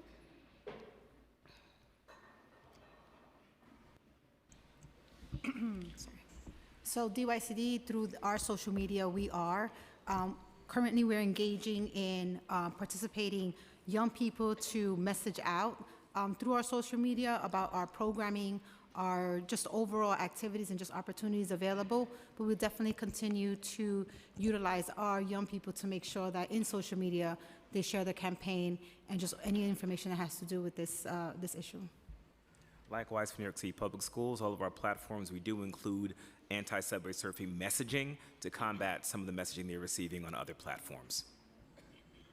Is MTA allowed to scrub the social medias? What's the communication with social media platforms? Are you allowed to scrub them once these videos are posted? What is the partnership between social media platform, MTA, NYPD, New York City Public Schools? The social media companies, Chair, can scrub and do at our request. We have a daily process where our safety team is checking the social media platforms with the main focus on TikTok and Instagram, because those are the two where we think most of the social media behavior sort of focuses and congregates. So our team checks those platforms on a daily basis. If we flag a video that shows this dangerous behavior or celebrates it, we ask that it be taken down. And the companies have been very responsive. We're up to about 11,000 videos that have been removed. We don't stop there. We also ask that it not only be taken down, but that the companies apply what's called a hashing. It's like a digital fingerprint that allows them to spot that video if someone attempts to post it again. So once it's down, the hope is it's down forever and it's not going to keep popping up. And we have also asked that they not just stop at removing the videos, but also add safety messaging of their own. I can tell you, Chair, that this morning when I went on TikTok and entered subway surfing as my search term, I got a safety message back instead of seeing any videos. And we think that's a good approach. It's not a perfect approach because the kids will keep working around it and looking for other ways to tag their videos to avoid blocks like that, but it's a good step. And the next piece, where we've been pressing the social media companies to do better, is to detect and block these videos in an automated way so that we're not dependent on the efforts of human beings at the MTA. These companies, as Chief Kemper said, have awesome technology, and we'd like to see it deployed so that they can spot, detect, and remove these videos without the human intervention. Anything we can do to reduce the presence of videos, reduce the glorification of the behavior, we hope will reduce the behavior itself. Are you also looking at Instagram? I went and I did a search yesterday. There's quite a few videos on there with a lot of likes. Yeah, I hope I said Instagram as well as TikTok before, but absolutely those are the two platforms we are most focused on. And one concern we hear back from the social media companies, just so you're aware, is that some of those videos that you're seeing may be news stories about subway surfing, which include the images. We're very concerned that that in itself glorifies the behavior. We'd like to see the news organizations consider, using that footage maybe in a more limited way. But the social media companies have told us that they will sometimes take a different approach if it's a video posted by a news organization where there might be a First Amendment concern versus a video posted by a young person celebrating their own behavior and glorifying it, which they are willing to take down immediately. So that's an approach. And Chair Salam, I love your comment about James Bond. I know that when my son and I go to see those movies and he gets on top of the train car, everyone else in the theater is cheering, and I'm going, please, in the next movie, could he just ride inside? And everybody stays alive. And there's video games, right, around subway surfing. I think there's one specifically, it's called Subway Surfing. There is a game called Subway Surfers, and we've spoken to some of the young people about that, and we've reached out to all the companies to see if the availability of that game, can be limited. And if they do have those games, right, maybe at the end of the game, there's a messaging to say that maybe we should not imitate this because it's not a safe thing. This is not a reality. It's a game. So I'm hoping that message can be reached over to game companies as well. Yeah, from your lips to the company's ears, Chair. I hope they're listening. Is New York City Public School coordinating, advising, and sharing information with DYCD, NYPD, and MTA to supplement their efforts in ways to combat surfing? How often are you guys talking? I hope it's every day, because the problems arise every day, and then they come up with new challenges, right? And as we're trying to combat that, I'm sure the young people are innovative. Well, we have formalized meetings every other week, but we speak on an almost daily basis. To your point, unfortunately, when incidents take place or we're made aware of any sort of contact regarding subway surfing, we communicate across the board with every single agency that's involved. And I am really happy for the newfound relationship that I continue to refer to, a great working relationship with Chief Kemper, who made it his business to avail every resource through his respective area to New York City Public Schools to help combat some of this. But one of the things that we are newly introducing into the conversation is that regular daily input of information as it relates to young people who are attempting who are actually committed, anything around subway surfing, so that we can ensure that they get the help that they need at our respective schools.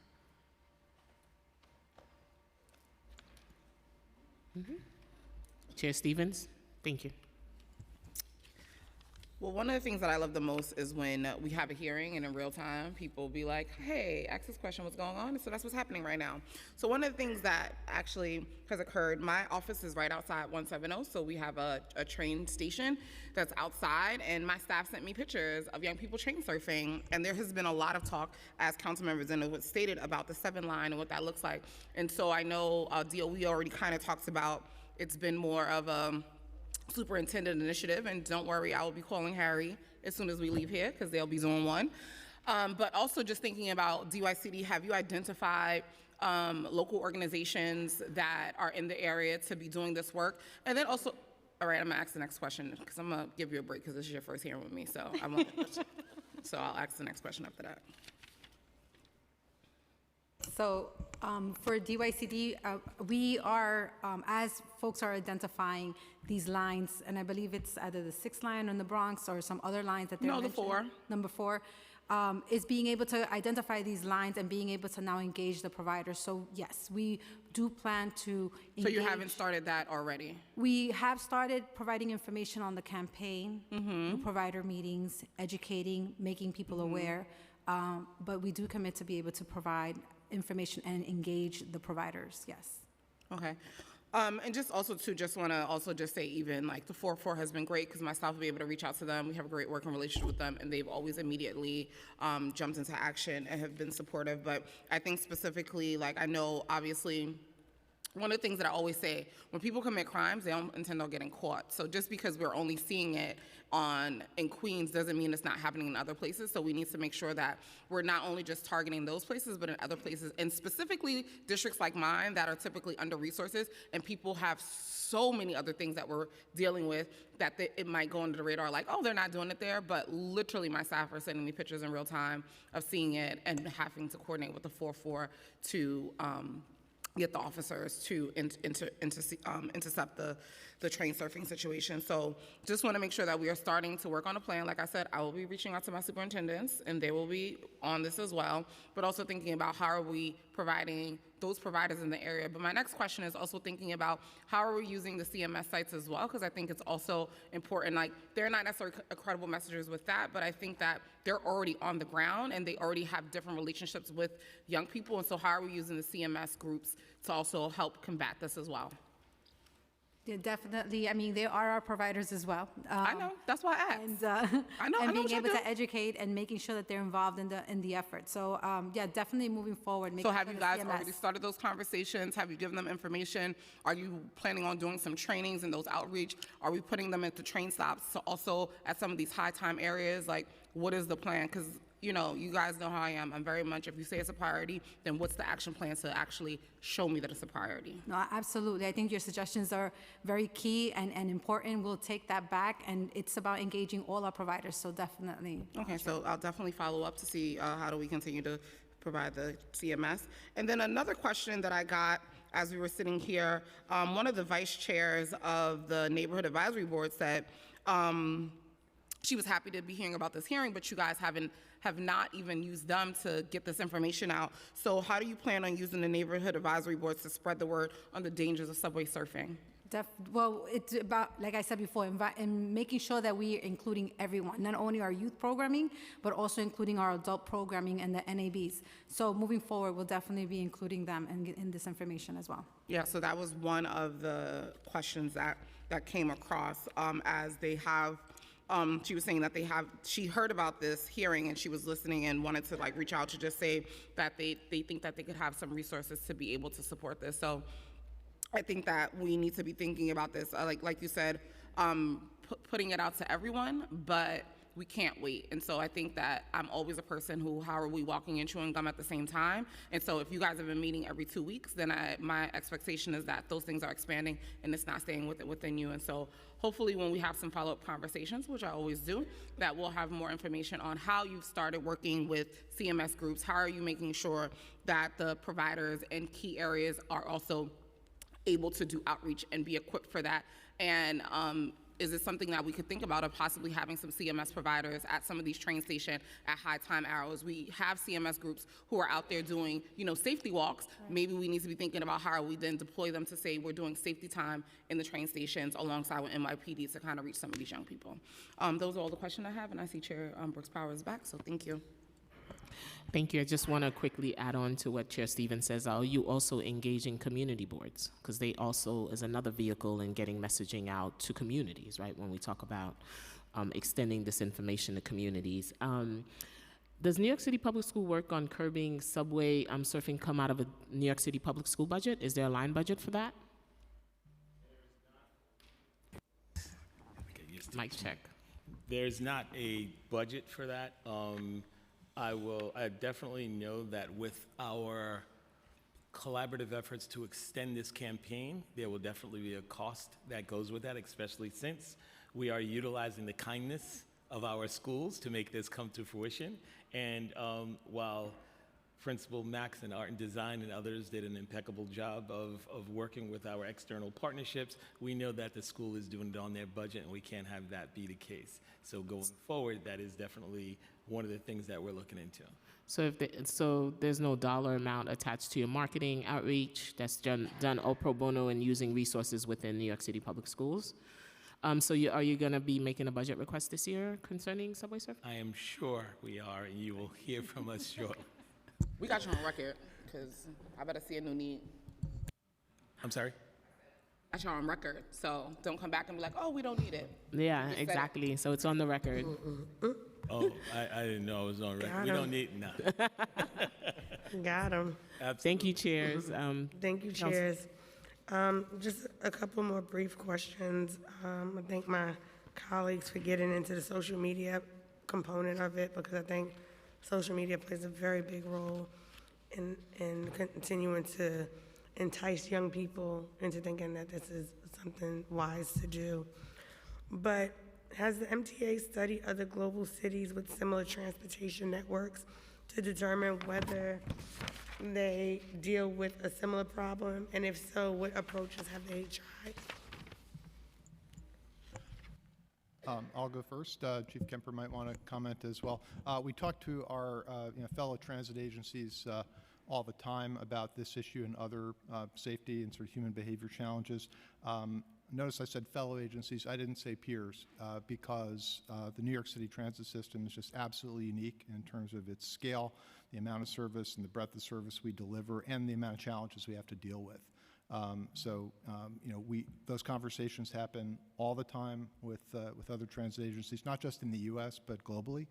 I was on a call with about half a dozen transit agencies from around the world just the other day, talking about fare evasion challenges, for example. So I can't say that we've got a specific sort of remedy on the surfing issue that's come out of those conversations, but I wouldn't expect it, again, given the sort of unique scale of what we're up against here in New York.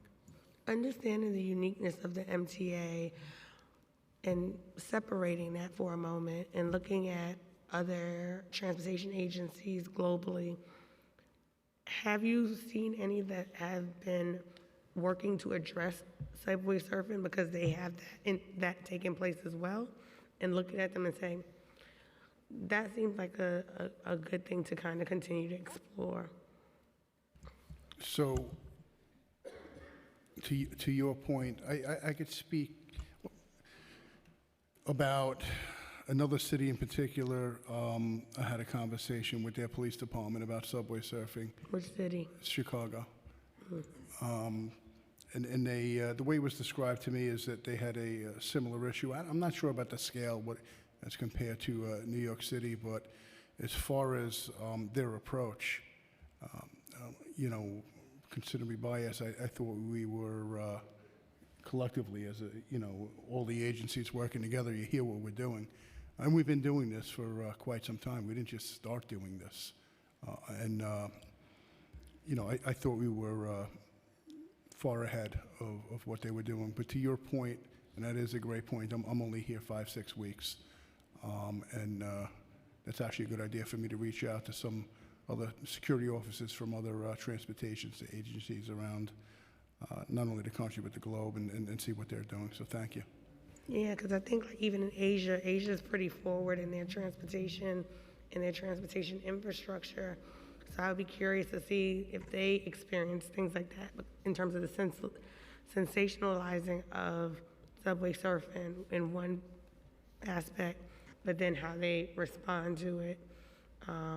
Also, just to kind of spark maybe some thoughts on what we could be doing here to further the work that the agency have been doing. And I will echo Chair Stevens in commending the fact that this is like one of the few instances when I've actually felt that the agencies are communicating and have been working together, which is amazing to set that foundation. But obviously we have a lot of work to be done when you see that in this year alone, the amount of fatalities exceeds what we've seen in over a 5-year course.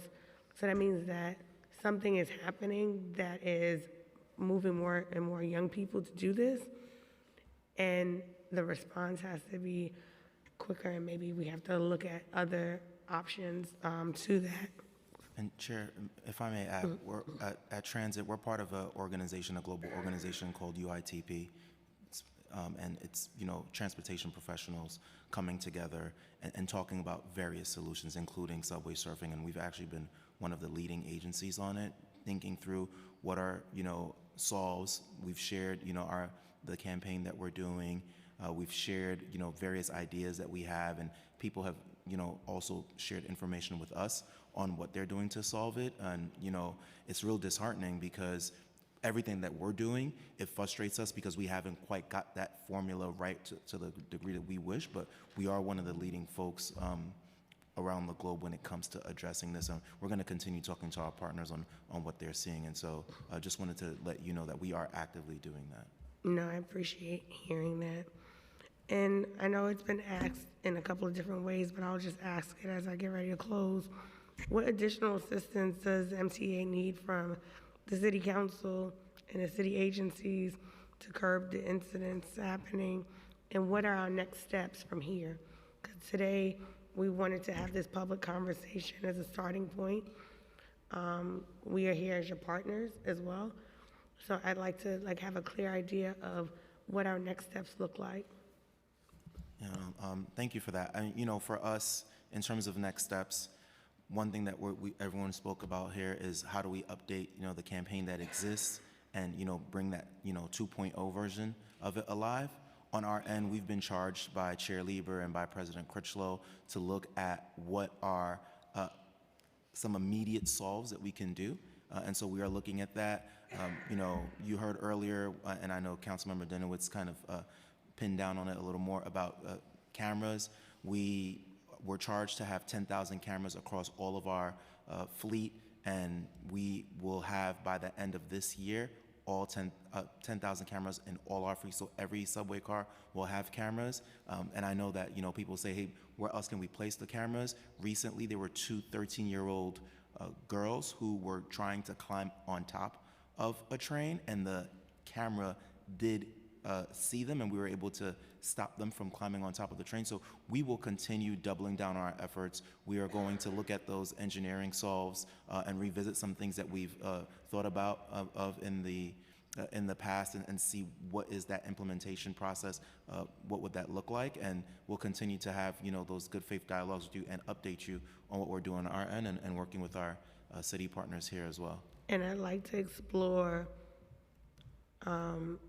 getting the locks that could be controlled from the conductor between the carts. Yes. So would love to see how, as I know you guys just approved your next capital plan, but how we are able to prioritize funding to explore, maybe do a pilot program to see if that also can impact. If we know that the 7 line is that line with the scenic route that they're going for, let's try and see how we retrofit the 7 line train to address that, because we know already where the majority is. We know what they're looking for.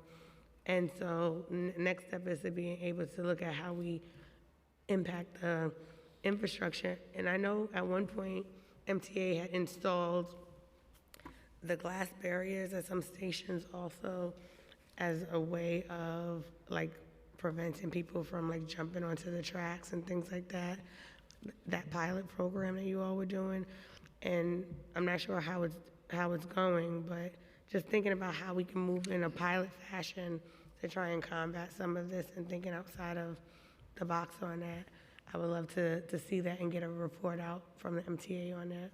Definitely, and since you mentioned track intrusion, we have started putting platform barriers as a way to tell our customers where they should be standing as they're waiting for the train. So every month we have a couple of stations that we're targeting and we'll continue to do so. And we're exploring what does it look like to kind of, potentially expand that. And so we're looking at our platform barriers and 1 to 2 a month that we're putting.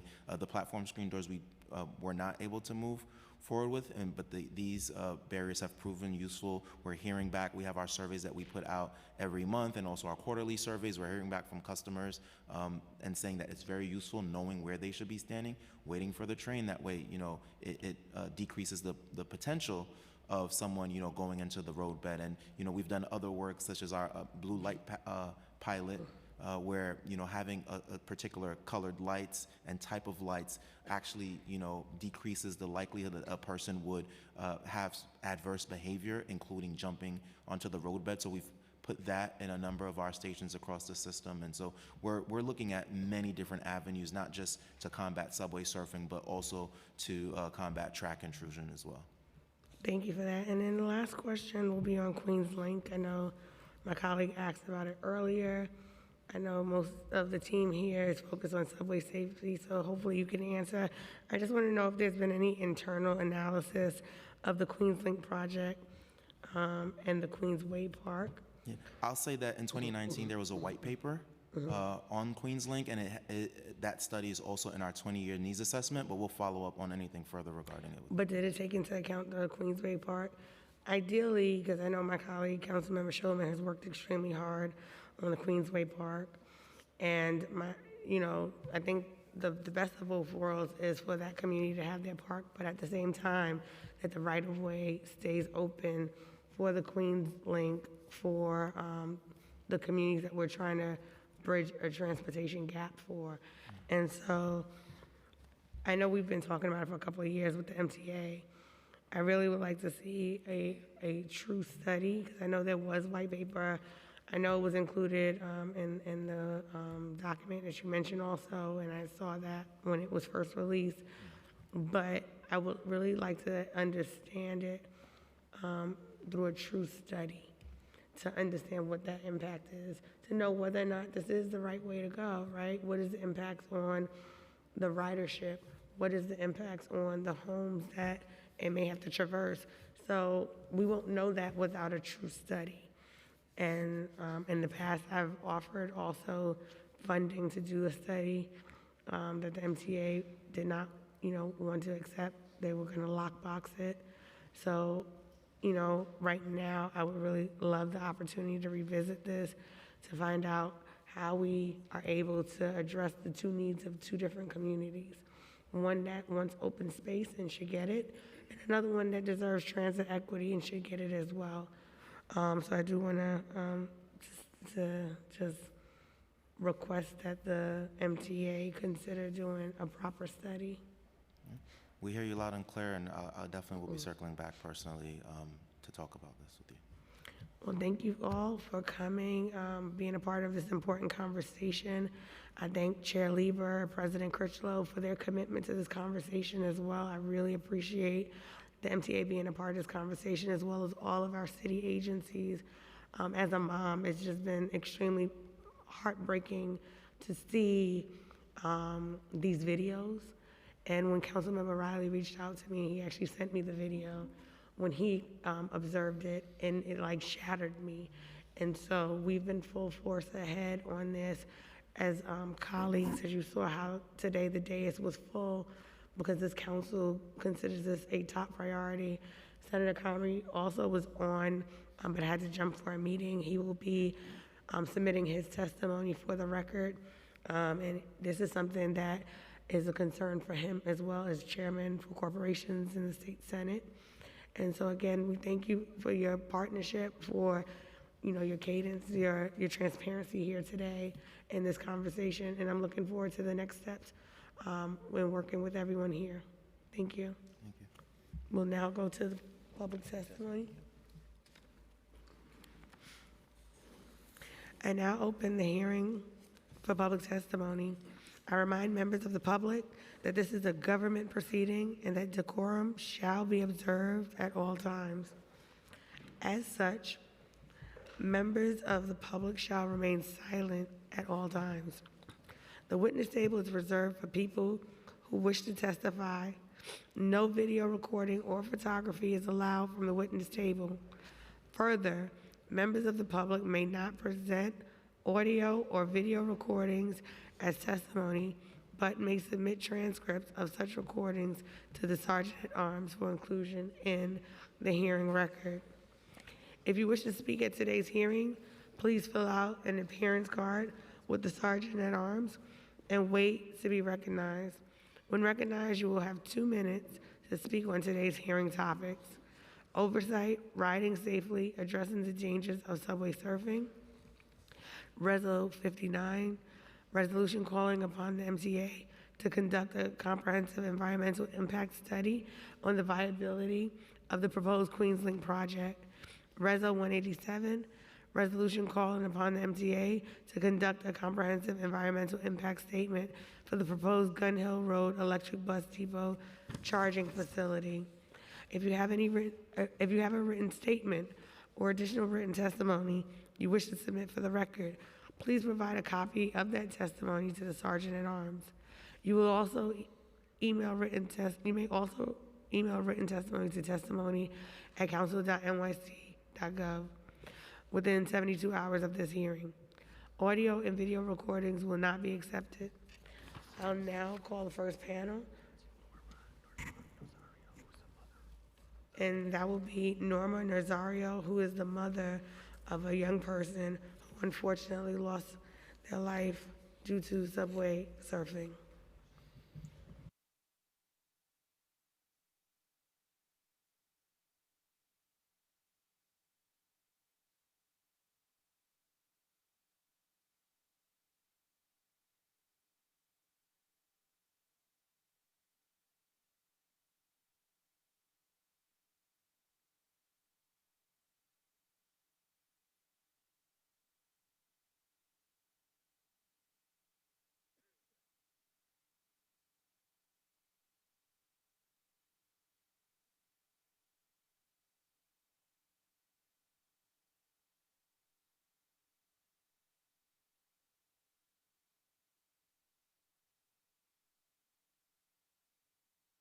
You can begin whenever you're ready.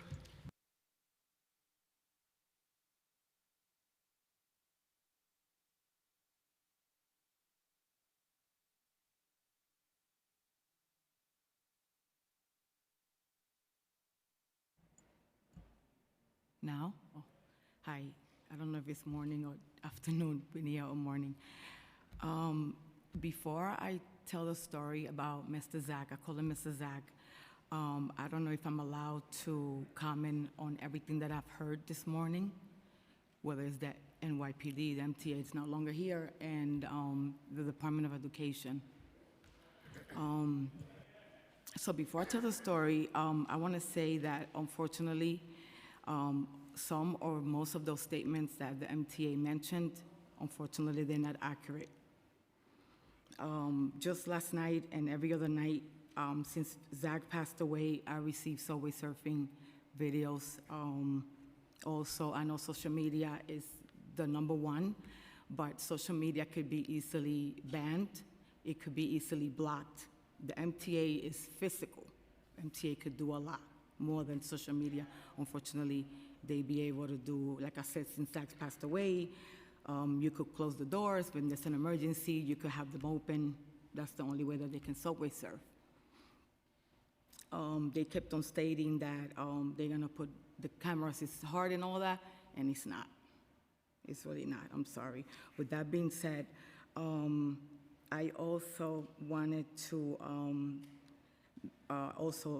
be aware of what a couple of people mentioned, that this has been happening for decades now, It's just not now.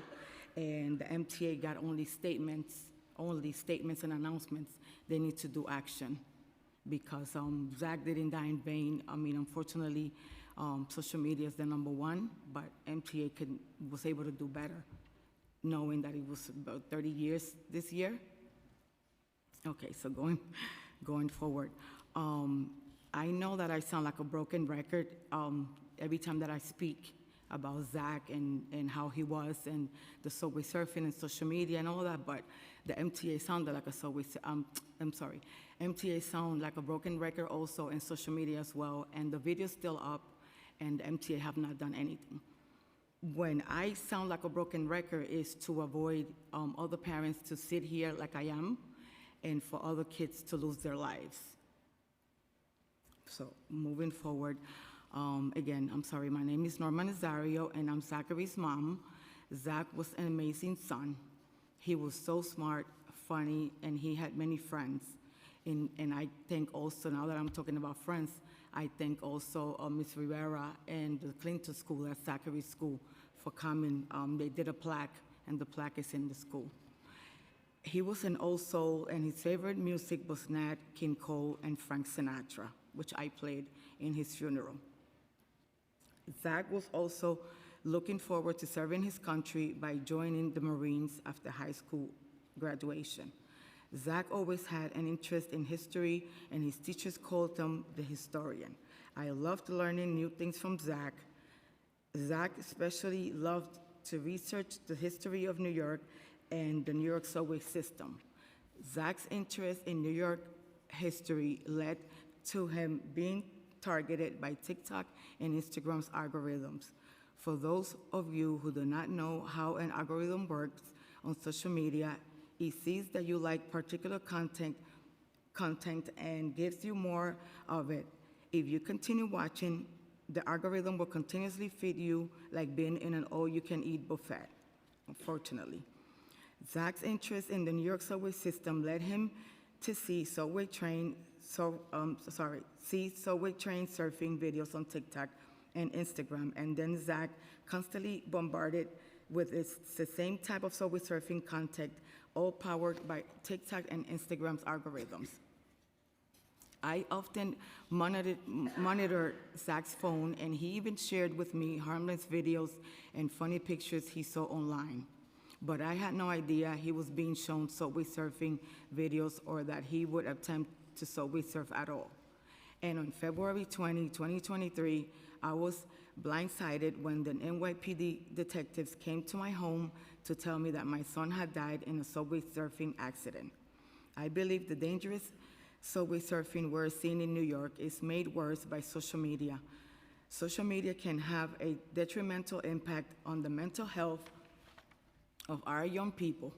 It leads to feeling of inadequacy, heightened levels of anxiety and depression, and a fear of missing out, like the school was mentioning, of missing out.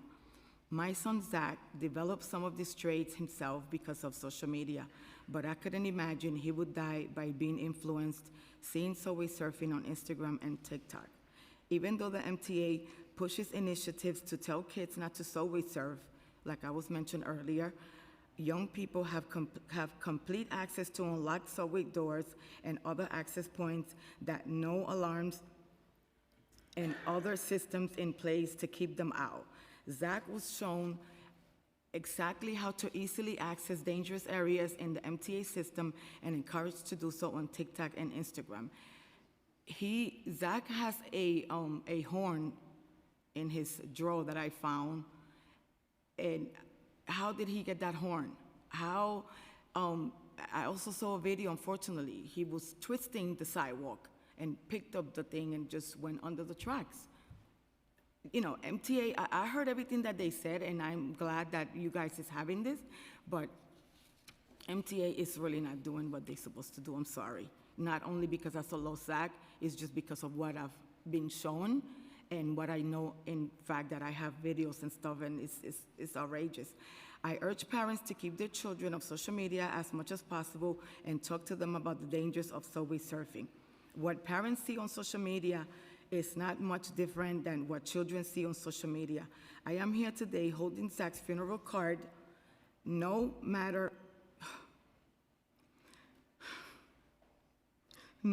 should have to carry their child's funeral card with them. The MTA needs to have systems in place like alarms, like they were saying, they don't have alarms, they don't want to lock the doors, and to keep children from doing so. Accessing the tops and sides of the trains. Social media companies need to immediately remove subway surfing, and I mentioned they sound like a broken record, and they're not removing anything because I receive them all the time. The MTA is just saying about stop, talk to your friends doing this, it's not enough. Subway surfing contact and stop pushing these trends to our children. And we as city need, and you guys, thank you, need to take this danger seriously and warn both children and parents of the consequences of subway surfing. I wish I didn't have to be here today, but I hope change will come so that what happened to Zach doesn't happen again to any other kid. One last thing I want to say is that Zach had so much to offer to this world. He was the light of my life. And I really hope that you guys can help me to stop this, not only for me, for other parents and other kids. I'm sorry.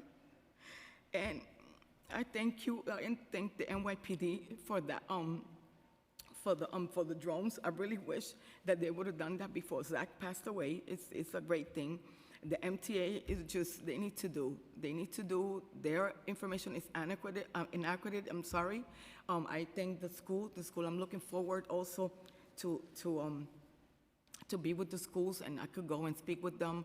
I also wanna say the last thing that, thanks for having me, and I really hope that you guys can help to have this done. I've been advocating for a year and 9 months. It's gonna be in 2 days. The 20th that he passed away, and I've been with the Mama organization, with the Common Sense organization. I've been in the White House. I've been everywhere. The Governor Hochul, thanks to her, that she signed the 2 bills for Kids Safety Act and the data protection for the kids. And so I thank her, and I thank everyone for having me today. And you can hear my story, and I don't want to pinpoint and put on the spot to no one, but it is what it is. And if I'm still receiving these videos, and every time that a kid dies, that's the first thing that when I open my phone is like, we see you out there, you advocating and everything, but nothing is happening. This keep on dying. And I'm not saying that I'm trying my best to do. I need more help like you guys. I need MTA to really do a change.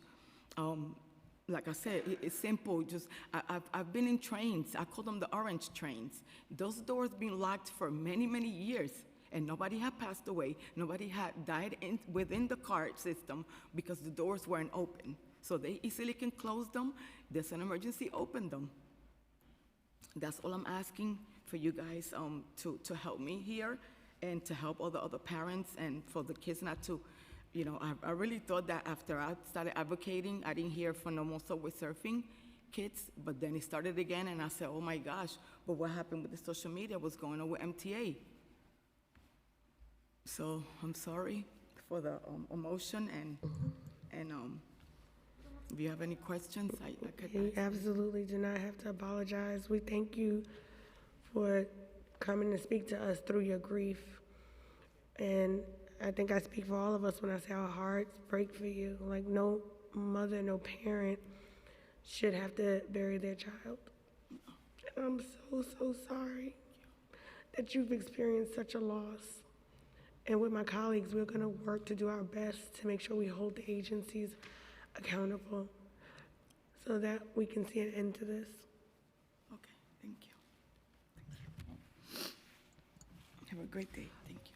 I just wanted to reiterate that. I wanted to send you love and light, because a lot of times people take their pain and are not able to move forward. You are turning your pain into power, and you are making sure that people are learning from what happened from your son, and making sure that other families are not feeling your pain. So I just want to say thank you for being able to do that, because that's not something that everyone can do. And in addition to, I think even hearing from you, even the suggestions, because I just turned to my council and said, right, why don't we have alarms on the doors? That would be an easy fix. And so I think even some of those suggestions are very important, and we should definitely be working together to think about how do we continue to do that and push for these things to happen, because as you can see, we have a council who wants to work with everyone to ensure that everyone is safe. And so thank you for the work that you're doing, and I'm sending you all the love and light. Thank you, Ms. Nazario, for taking the invite to come here and share your story. And we will continue to carry Zach's memory with us. Thank you for your Thanks Thank for you. having me. Appreciate it.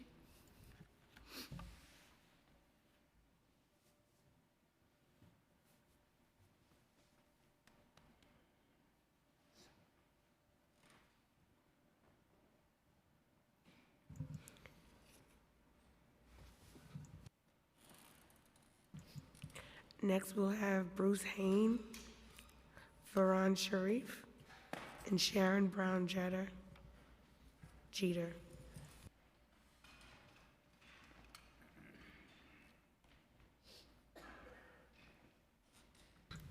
And as they're coming forward, if there's anyone else that wishes to testify, please get an appearance card from one of the sergeants at arms. You can begin when you're ready.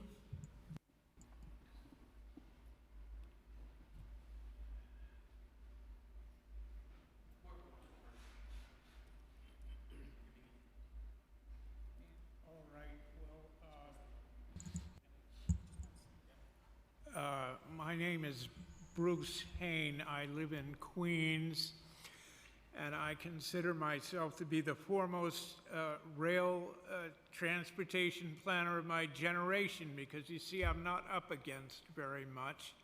And I think to a very large degree this is intentional. It's been going on for a long time. If you look at California high-speed rail, you'll see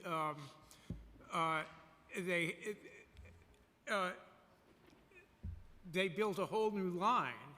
It's 6 miles longer than, it's 111 miles. It's 6 miles longer than the 105-mile line that was built in 1870, which has a 50-mile tangent, perfect for high-speed rail. It should have been. Anyway, you know, and they spend $3 billion on it when they already had the right-of-way, a better right-of-way, a straighter right-of-way. It's circuitous, and it's going to be too expensive to run. Anyway, the MTA spent $800 million on their discussion of, on the consultant, Sistra, to look at the Rockaway Beach branch, and it was supposed to be comprehensive. And then based on that, you paid more. See, but that study shows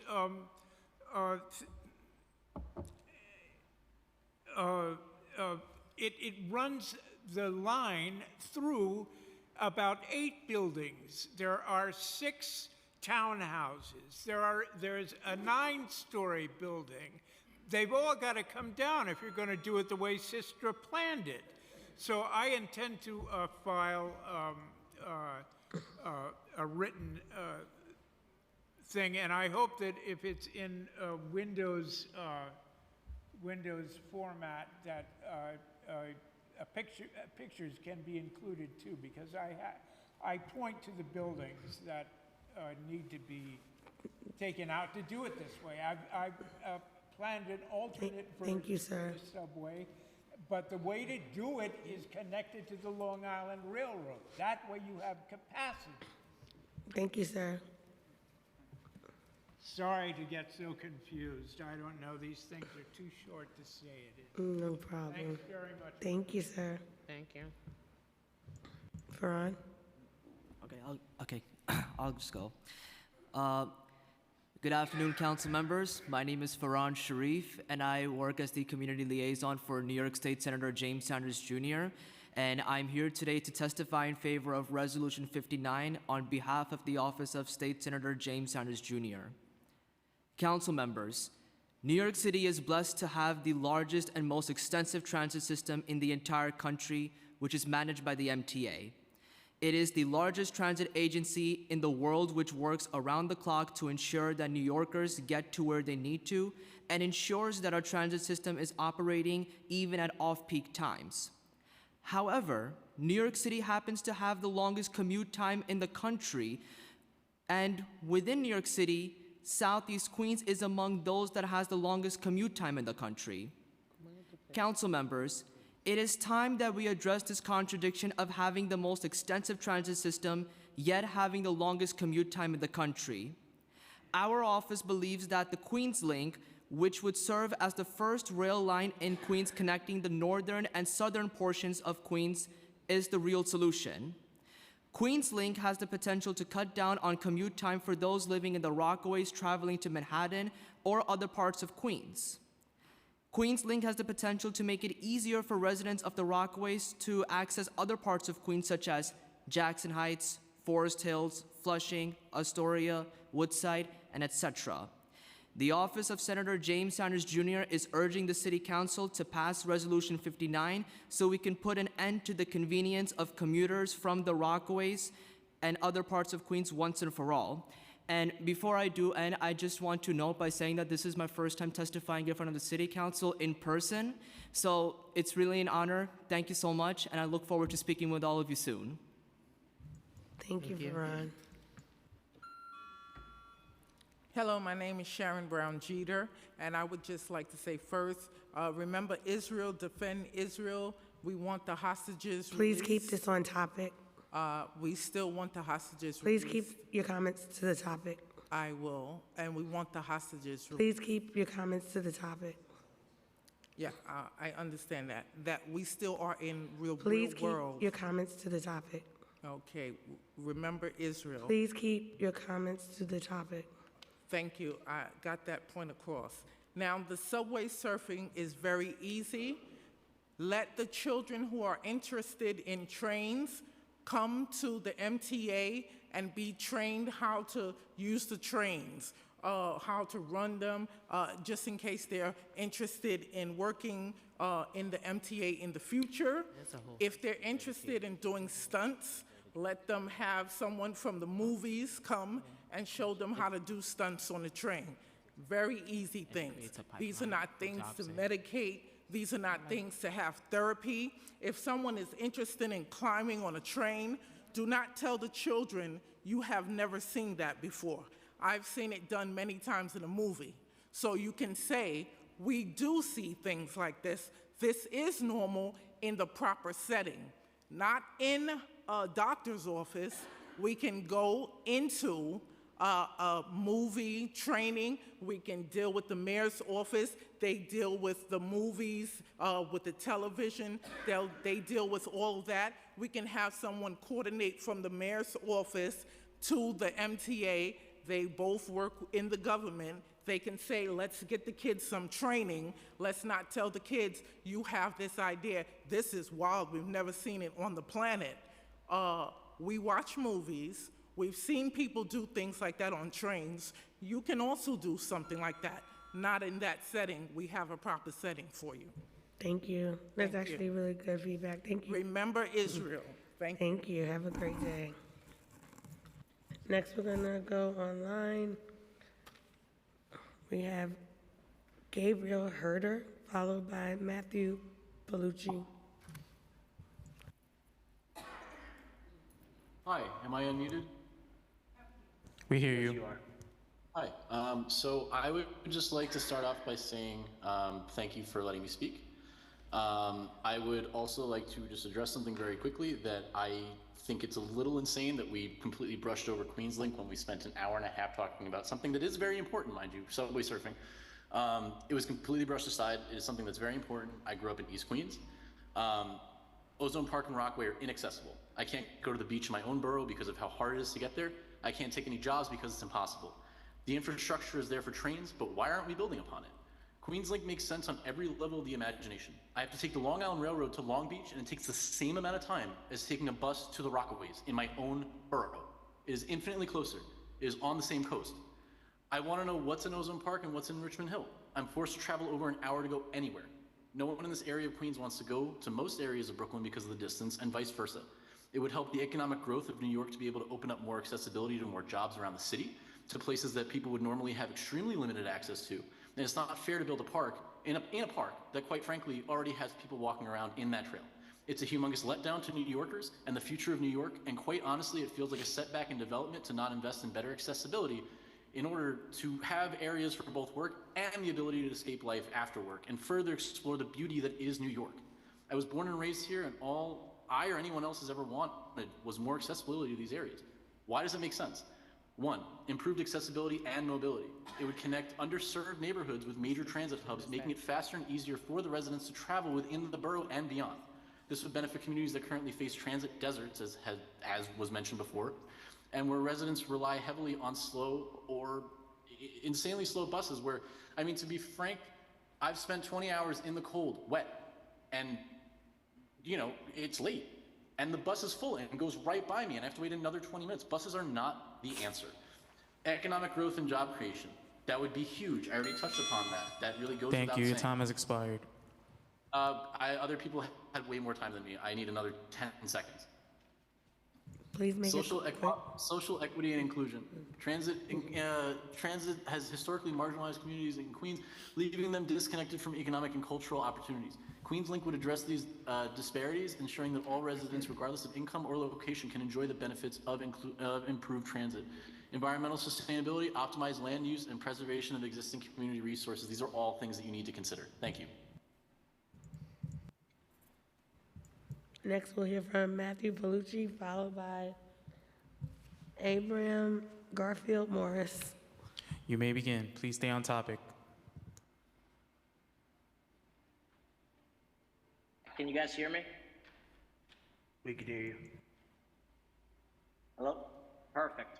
My name is Matthew Palucci. I'm calling today on behalf of Public Interest Research Group. Be there today in person, but students, and I'm calling behalf on that organization. We represent over a dozen campuses, over tens of thousands of students across the state for the need to push forward QueensLink through a study and then eventual inclusion in the MTA 5-year capital program. But there is something that can be done today. A lot of the conversation that happened earlier in this meeting when we were talking about QueensLink, it was what the MTA can do. But right now, the Department of Parks is under advanced design for the first section of the Queensway Linear Park. It is essential, absolutely essential, that City Council members who support QueensLink are in communication with people from Department of Parks, making sure that when they are designing for this first section of park that they have received city money and federal money for, that they include in their design areas for transit. It is absolutely essential. I wanted to get that point across first and foremost. Second, I want to talk about capacity of north-south roadway here. Right now, the state is overtaking another $1 billion expansion of the Van Wyck Expressway. 15 years ago, there was select bus service improvements on Woodhaven Boulevard. Arguably, traffic has gone worse. There is such demand for north-south travel in Queens, yet we don't have a north-south. Absolutely asinine. And yet here is an opportunity right in front of us. The right-of-way is there. We wouldn't have to take a single home. You wouldn't have to bore a tunnel under any houses. The opportunity is there to expand north-south transportation capacity tenfold, not adding another lane. And your capacity, by the way, Thank you. Your time has without expired. taking space from the park. Most of the time in the outer boroughs, the concern is, thank you, please push the parks to include room for QueensLink in their first design. Thank you. Thank you. Next, we'll have Abraham Garfield Morris, followed by Juan Garcia. You may begin. Hi, good afternoon. Thank you so much for hearing me. I wanted to say real quick about what was earlier said. As someone who grew up in the city, we definitely need more fun things for kids to do in the city. That's the real root cause of why kids seek dangerous behavior. It's really because we need fun things for kids to do. But I'm actually here to testify in favor of the the QueensLink motion.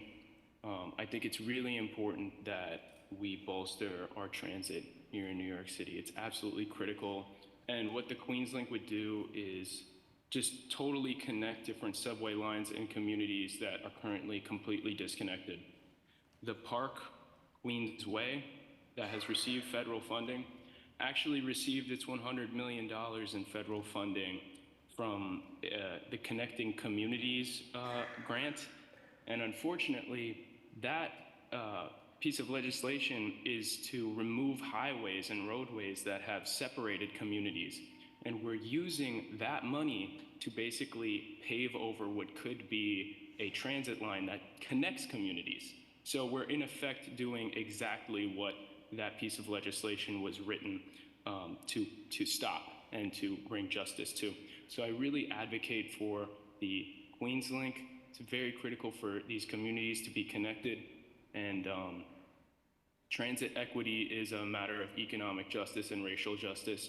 New York City is one of the most segregated cities in the world, and if we're gonna get real about bringing justice to our city, we have to increase our public transportation. We can't just ignore it. And frankly, I'm a young person, and if you build the Queensway, it's like a death nail into better transit in Queens. You have to build the QueensLink, otherwise, when are you gonna get this opportunity again? It literally is a rail corridor that already exists. Thank you. Your time has expired. Thank you. Next, we'll hear from Juan Garcia, followed by Sean Grasset. You may begin. Hello, good afternoon, everyone. I'm just calling to also just continue with the passing Resolution 59. Just to go off what Matthew, Gabriel, and Abraham have been saying, I mean, when you hear everybody talk, we're all pretty young, and we all think this would be an amazing inclusion because, like people have said, there is no north or south train service in Queens, and it just would include so many more, it would include so much more diversity for just traveling, whether that's leisure or work, because I think there is a lot of opportunities where people my age and younger have had the opportunity to either work in near Ozone Park or the beach, but it just seems very inaccessible because there's only like the Q53 and the Q52 buses that get there, and it's always packed. It's always packed. And I just think there's really no downside to this. Like from what QueensLink was showing, there's already a lot of train stations that just haven't been used for I think over 60 years or something like that. And they want to include parks. I think Matthew was talking about that. And it was just such an incredible thing that like it just includes so much more community. It involves the community more. You're able to explore the city way quicker and like have access to just different people instead of just always staying in the same neighborhood just because you can't take a bus or a train there. And I think that's it. I just really hope this resolution gets passed because there really is no downside to this. Thank you.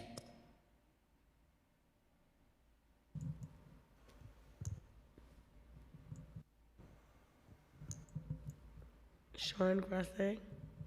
You may begin.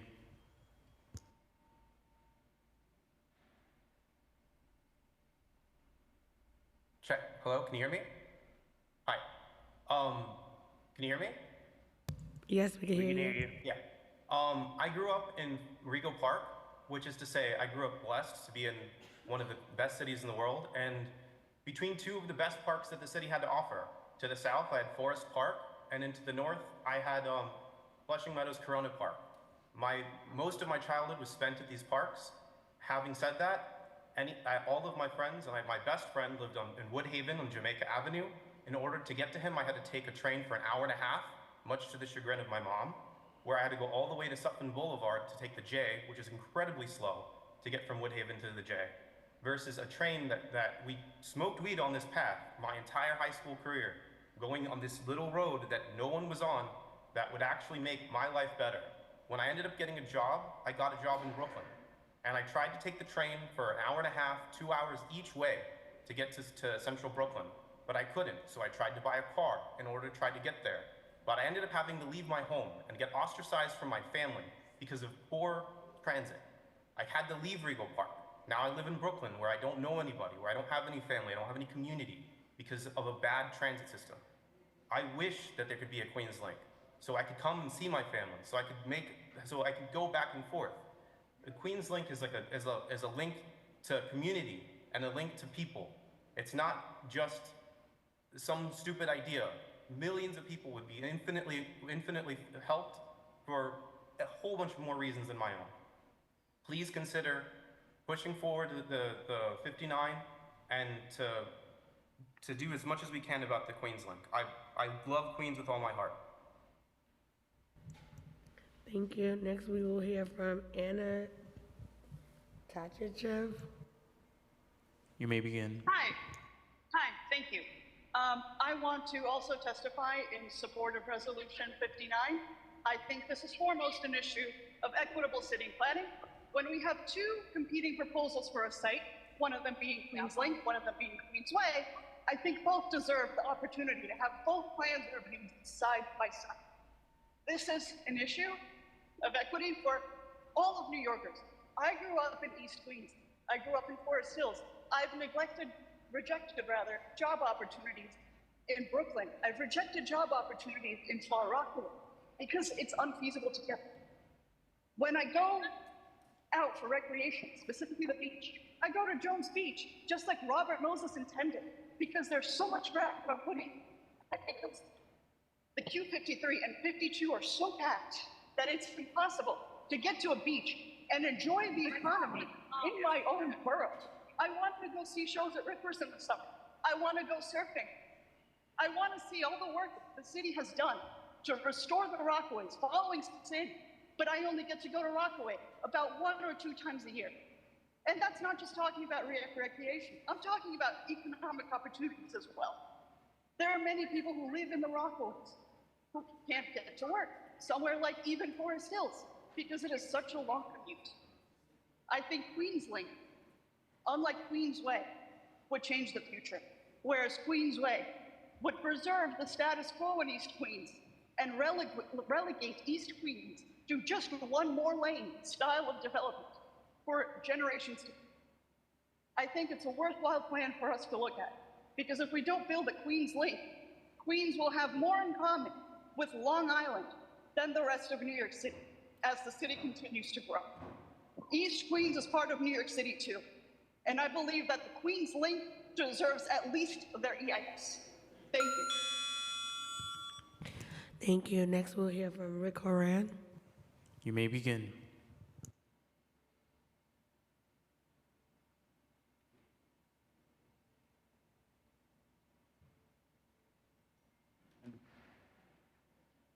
Can you hear me? Yes, we can hear you. Okay, great. Not sure if I can turn my camera on, but I'll continue verbally.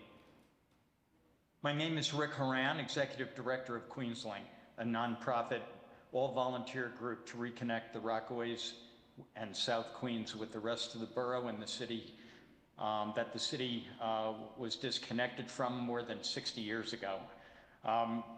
Thank you, council members Brooks, Powers, Holden, and Ariola for proposing this resolution to have the MTA conduct a Queens Link EIS. I'm going to ask for a little bit of time indulgence for this testimony, but I will make it as quick as I possibly can. New Yorkers, especially those in the outer boroughs, depend on subways as distance and traffic conspired to make buses impractical. Subways are part of our DNA. This was confirmed in a recent poll by Senator Addabbo, where his constituents favored the skinny strip of land be used for transit over parks by 3 to 1. Queens Link, however, includes both. Yet as we meet here this morning, city planners are busy designing 2 small parks that will be built directly on top of Queens' only north-south rail corridor. How did this happen? The MTA claims that as a New York City-owned transit asset, they are not responsible for decisions on its future use. That could not be further from the truth. Their pattern of delaying studies, inflating costs, and reducing ridership have served to diminish its value to provide cover to anybody who is against reactivation. Here's some history for context. In 2016, when the MTA agreed to do a feasibility study, it sandbagged the results for over a year. Thank while you. Time has denying it had expired. even been completed. When it was initially released in October, when it was finally released in October 2019, it still showed its September 2018 cover date. But at that point, it was too late to be considered for the 2020-2024 capital plan. Mission accomplished. The study did confirm, however, that it would carry 47,000 daily riders and recommended that an EIS be performed. But consistent with the MTA's desire to kill this project, it claimed a build cost of $8.1 billion. That's all. Rick, we're gonna need you to reactivation wrap up. You could components- submit the rest of your testimony in writing. Okay. Thank you very much for your time today. Thank you. Let me just give it one moment for Assemblymember Anderson to join.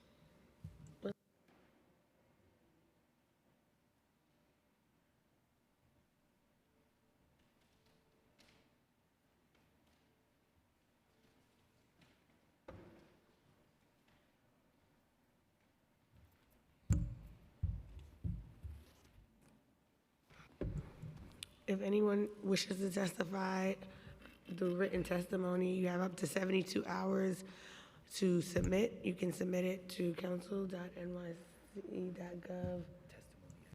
Excuse me, at testimony@council.nyc.gov. I'd also like to include in the record that Assemblymember Anderson had previously, along with his colleagues, sent a letter to big technology social media firms calling for their attention to this matter. And I look forward to working with our partners in the state to address this subway surfing crisis. And I thank my colleagues, co-chairs, for today's hearing. With that, this meeting is now adjourned.